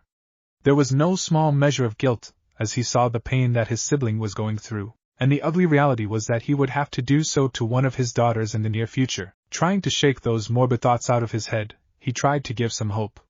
Once he does recover, I'm sure that he will be the same kid as he always was. He was a genius, and we do look after our own. Even as he said it, those words felt like ashes in his mouth. It was like convincing an amputee that they were lucky to only lose one limb. Oh yes, Hyuga Niji was a genius. There was no doubt about that. His instinctive grasp of basic Hyuga techniques at such a young age was astounding. He absorbed knowledge at such a rate that he was being pushed to enter the academy at a younger age. With such innate grace and comprehension, he was surely destined for great things. If only, but even such talent was not enough to spare him. Oh brother! I wish I could do more, and maybe I can when I am the head of the main branch. But for now, we must take comfort in what we have, until we can truly change ourselves. Looking outwards, he realized that even that thought was an illusory comfort he could not give his grieving twin. No real words or real promises that he could deliver upon, but he vowed that he would do his best. He owed it to his brother and best friend. More poignantly, he owed it to his daughters. Hizashi remained kneeling, seething in his anger. This enforced division must end. It serves no logical purpose. I will not let my son suffer such indignity. I wonder now if this is the reason why people fear Konoha so much. If we can do this to our highest and most prestigious clan, what wouldn't we do to our enemies? Those thoughts were not something new to branch members of the Hyuga clan. And it would be all that was necessary for someone to act upon such feelings. Konoha Commercial District. Ohio Yugogo-senpai. Yugogo had to wonder how the kid could possibly turn around so quickly from when they first met. While he was a bit distant and withdrawn, the new Naruto seemed much more happier. It must be that he is no longer alone. How right her thoughts were. Naruto would never really be alone again. I really wish he wouldn't channel his happiness through those pranks. At least he knows now to stop targeting me in hate. The violet-haired Kunoichi smiled at the boy. Hello Naruto-kun. Did training finish early? It is only 1,300 hours. Hate gave a small shrug before he responded. I thought it was time that he actually had something decent to wear for a change. Something more befitting a swordsman. The female Chunin smirked before shaking her finger at the two of them. Oh, of course. Can't have you swordsmen looking scruffy and undignified, can we? Hey! Funnily enough, both of them spluttered that out in unison, looking offended. She adopted a thinking pose and couldn't resist the urge to tease Naruto some more. But in your case, Naruto-kun, it should be Sword Boy. The blonde huffed at that, muttering darkly as even Hate had to suppress a laugh at her joke. Though his eyes did reproach her for taking a jab at his profession. Ah, so serious about their swords. So easy to tease. I wonder if they are not overcompensating for something else? Boys and their toys, what could else be said? Yugogo liked to have her fun. I don't like the look on her face. It makes me feel real uncomfortable. While he had learned to expect such teasing, the seemingly sleep-deprived man didn't appreciate such jabs to his art. Naruto just had a vacant look in his eyes as he walked along the road, whistling as he went. Looks like Hayate-senpai and Yugogo-senpai are fighting again. Not quite fighting, Kit. Not quite. They seem to yell and argue a lot. Well, sure, it seems like that. What do you mean? Asked me when you're older, Naruto-kun. Hayate gave a small cough before he continued. I have something made for him that we are going to pick up. Care to join us? He asked graciously. She nodded happily before walking along. Don't mind if I do. With that, the trio went off into the commercial district of Konoha. Konoha's layout was the product of necessity and good planning. Initially, it was the byproduct of a massive jutsu by the Shodaime, his manipulation of Mokutan managing to create a forest out of nowhere. Konoha was directly in the center of it. It formed useful protection against other invading clans at the time. During the founding, the village itself was small, merely consisting of a residential district and a small commercial area for simple trading. However, as time went along, its reputation started to grow. A policy was developed to expand beyond its then current state, so the gates opened up. More and more people came to settle the area. It got to the stage where overcrowding was an issue. Shinobi in particular valued their space, being almost synonymous with privacy. Being so close together made them all uneasy, and frankly a whole bunch of paranoid ninjas was a recipe for disaster. Relations were never that great in the first place, and some arguments that the Uchiha didn't want to deal with were really getting out of hand. With that in mind, they decided to draw upon some civilian architects to design a new village, one that could support up to 100,000 people, with defenses to match. It took 7 years to draft everything before it was all put into place. The brothers Senji used their unique mastery of the elements to create the 4 main walls that were near impenetrable. Nearly 50 meters at the base, they rose up 80 stories into the sky. Even from a distance they looked massive and were awe-inspiring. No real conflict had ever touched those walls but for the incursion by the Kyubi no Kitsune. The new Konoha itself was then divided into several districts. In the center was the Hokage building and the governmental buildings.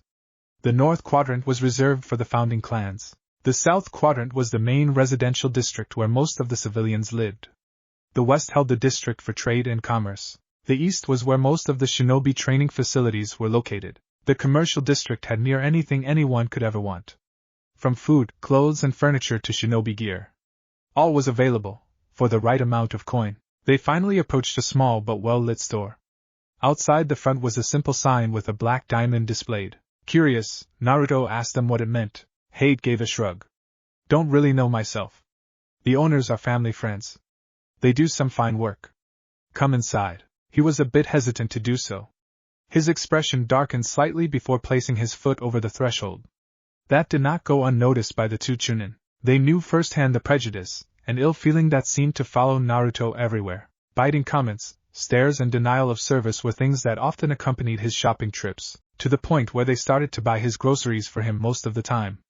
They could tell that he could never quite get over it. I did nothing to deserve this, but it just doesn't seem to matter to them. Why can't they see the truth, damn it? It's because they are all idiots who are afraid of things stronger than them. You're going to be powerful, Kit, much more so than any of them, and that frightens the shit out of them. Why do they provoke me like that then? Do they want me to get even later on? Like I said, they're idiots. Don't worry for now, what comes around goes around. Everybody pays, no one is free of their sins. Nobody. Inside was quite the display of ninja apparel. From battle dresses to custom cargo pants and vests, even some really odd fishnet-styled clothing that Naruto asked Yugogo about. Oddly enough, she gave him a mysterious smile, and said that she would show him when he was older. Ah, Hayate-san, it's good to see you, greeted the proprietor of the store with a friendly bow. Hayate returned the motion, likewise Minori-san.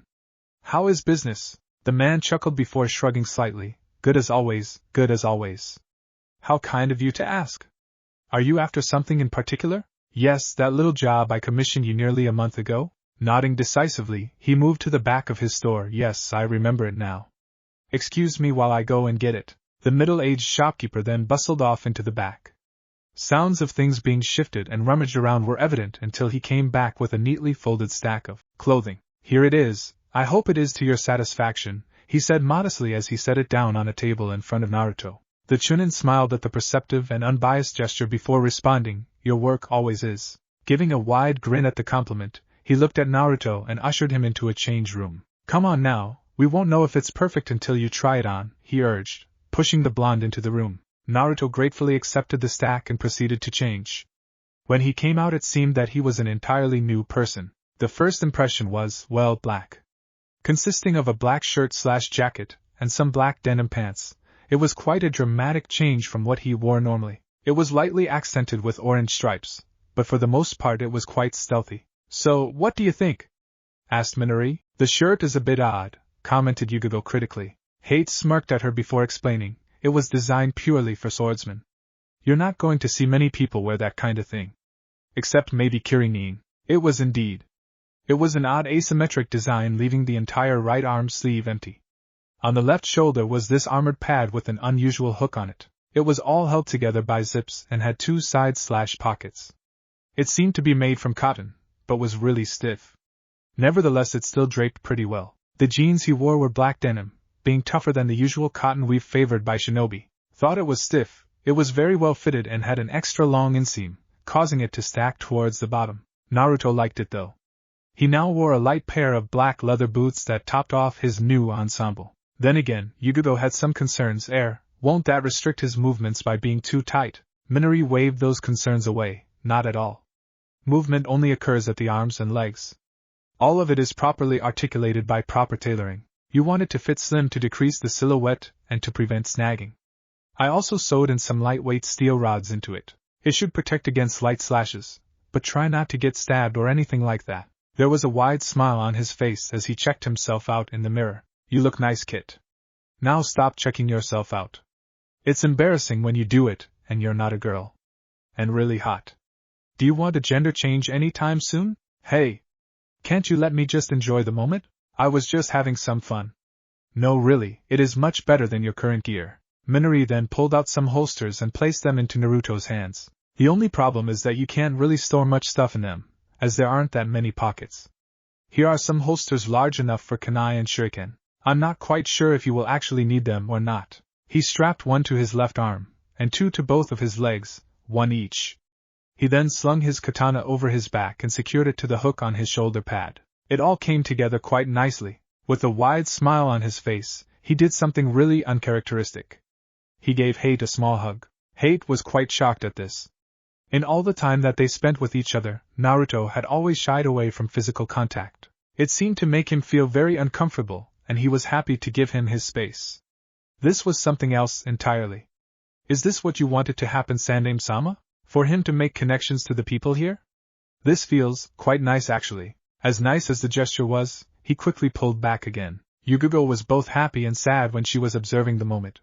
Having Naruto open up and initiate contact was not something she had expected. She had just wished that she was the one to think of this and be receiving that hug. Naruto could be an argumentative and seemingly dense brat. When they first started off, they would almost constantly butt heads with each other, especially with her. Flashback. "Why are we doing this again?"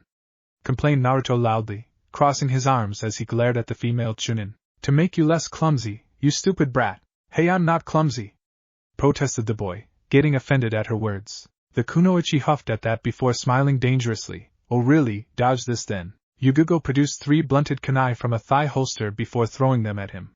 They flew with a flat trajectory and were spread in a tight group.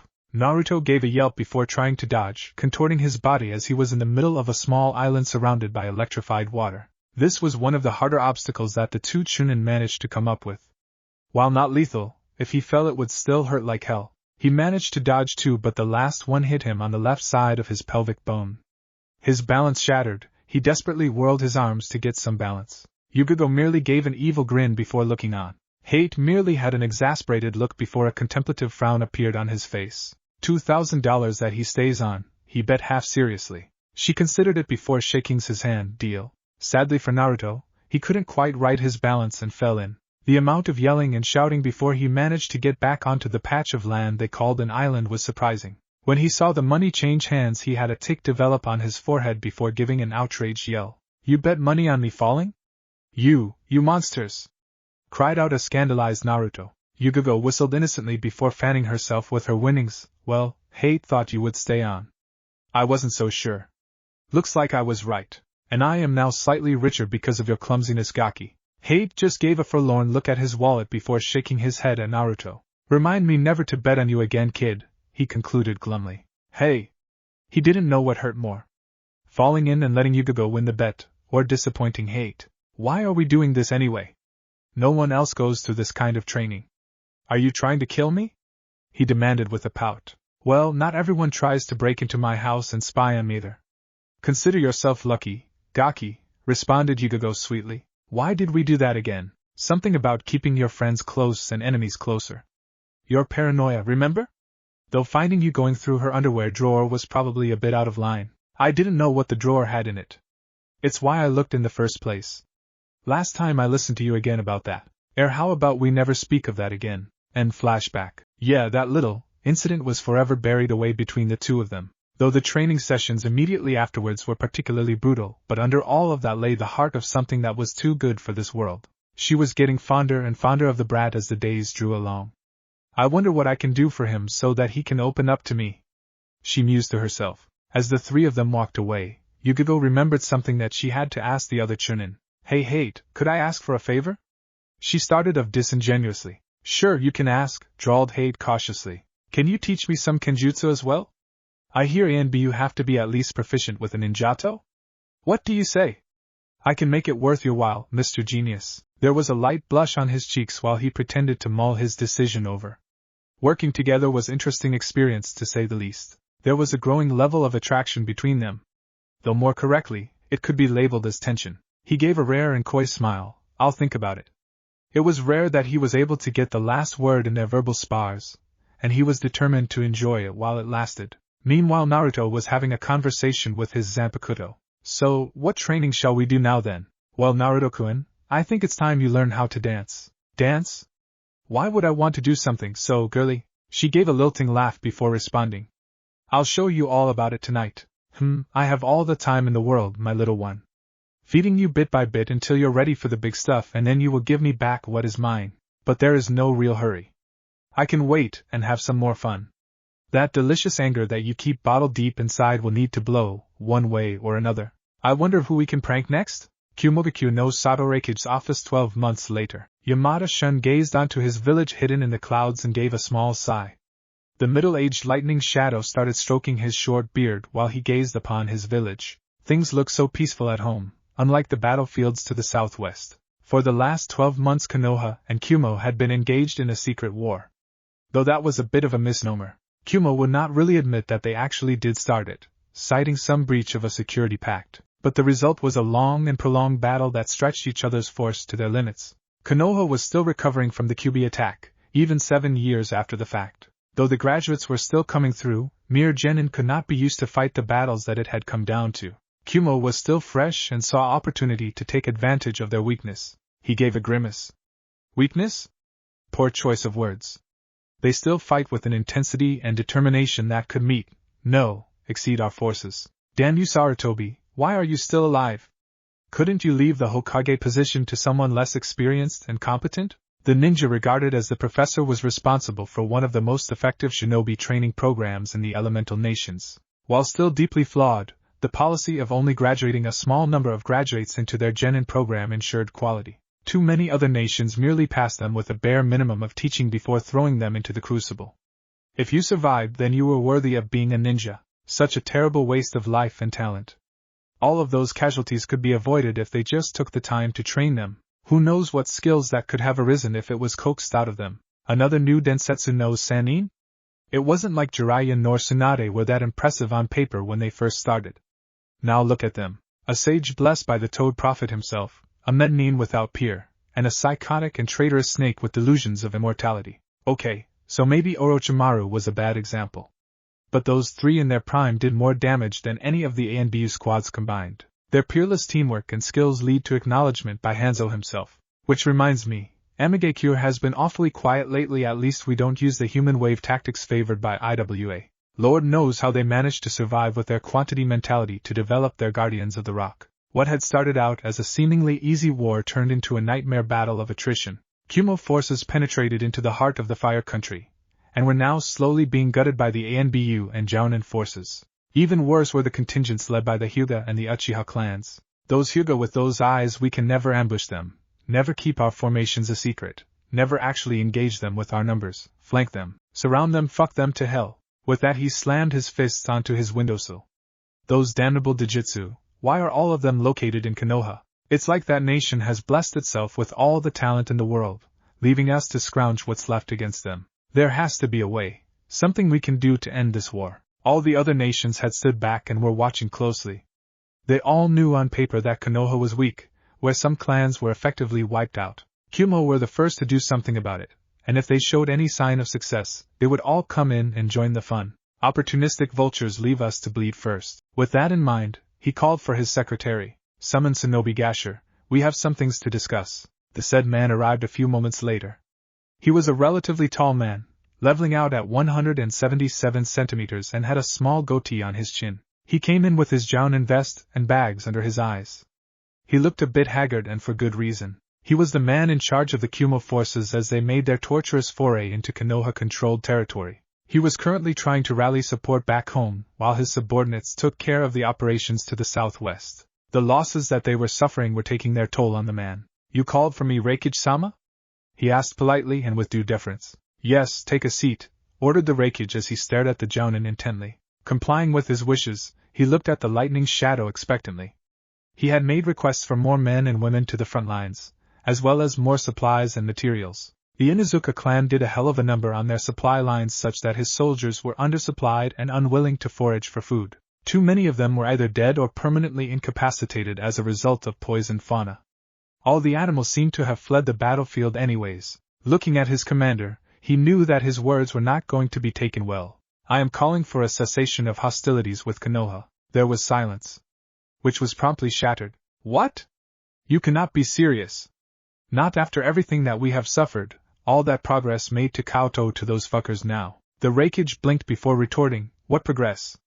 Tell me, Gasher, what the hell have our forces been able to do for the last 12 months? We have penetrated into 80 kilometers into their borders? That is nowhere near enough to the capital to be of any threat to them. Our casualty rates are absolutely appalling. We have lost enough forces such that even if we do win, we won't be able to take on enough missions to recover our losses. Gasher got increasingly desperate as he tried to regain his leader's confidence. Sir, we can do it. We just need more time, more men. Just have some faith in us, Reikage-sama. The older man sighed heavily before shaking his head. I wish I could. The Council of Lightning are mobilizing against the war effort. They will not see our commitment to escalate any further than it has already. You're leaving our men and women to die out there. Ground out Shinobi in anger. You think I don't know that? That is why we need to withdraw now. The shout was laced with killing intent and unbridled frustration. Gasher took a step back, shocked by the sheer impotent fury in his Reikage's voice. Looking closely, he could see a man broken by the events around him. No one ever wanted to give the order to withdraw, to retreat. It was tantamount to weakness. Hell, it was weakness as far as most ninjas were concerned. He could see that Shun did not want to make this decision at all. With a bitter look gracing his mouth, Shun rubbed his temples before continuing. This war can continue, and we will keep on dying. The more we die, the less likely the Council will approve of reinforcements. Surely you can see the cycle that we are trapped in. This is the only way to keep them alive. There are always opportunities in the future. Would you rather be patient or dead? Neither of the options were particularly appealing. But he had spent too much time in the field watching his troops being mowed down like chaff. Every time they went to pursue, they found ghosts, or more elaborate traps. The screams of the wounded were a constant reality in the Kumo bivouac areas, where Mednines desperately tried their best to save the casualties. Their efforts were usually never enough though. Sir, if we are planning for the future, why don't we do this instead? He offered with an intense look. He began outlining a plan. One that had little to no honor in it, but right now he didn't care. He made promises to each and every one of the dying that they would be remembered. That their killers would pay for their actions. And pay in spades they would, even if it would take an entire generation to complete. Shun closed his eyes as he digested the plan before opening them. I am not comfortable with this action. You do know that it would shatter one of the most revered laws in the elemental nations? Law. It's more a custom than anything else. No one can really enforce it. That is the whole damn point. It's one of the only tacit understandings we have with each other. If we shatter it, the others will not respect us anymore. Worse yet, they will not trust us an inch after that. No one will. Gasher shrugged carelessly as he responded, what is trust in this world we live in anyways? Are you saying that the risk is not worth the reward, Shunsama? He could not deny that it wasn't. Closing his eyes, he leant back and ran through the possibilities in his head. Gasher was more than likely to succeed if the operation was to be kept small. Surprise would be on their side, and the benefits, and if they only limited themselves to one, then Konoha would be mortally offended, but not enough to wage total war against them. Not with Sarutobi as their Hokage. Not if there was no trace or indication that it was them, hiding behind that custom since the First Empire. Ah, you peace-loving fool. If our forces can't succeed, then you can help us win the war, even if we have lost the beginning battles. Do what you must. Leave no trace. They cannot just act on suspicions alone. Not enough to go to war over. What more could be said? Alia iacta est. Fin. What if Naruto fused with Hogyoku harem? And thanks for watching my video till the end. If you enjoy this content, then do consider subscribing to my channel, and leave a like if you guys need the next part. Comment down and thanks for watching the video, and see you guys in the next video.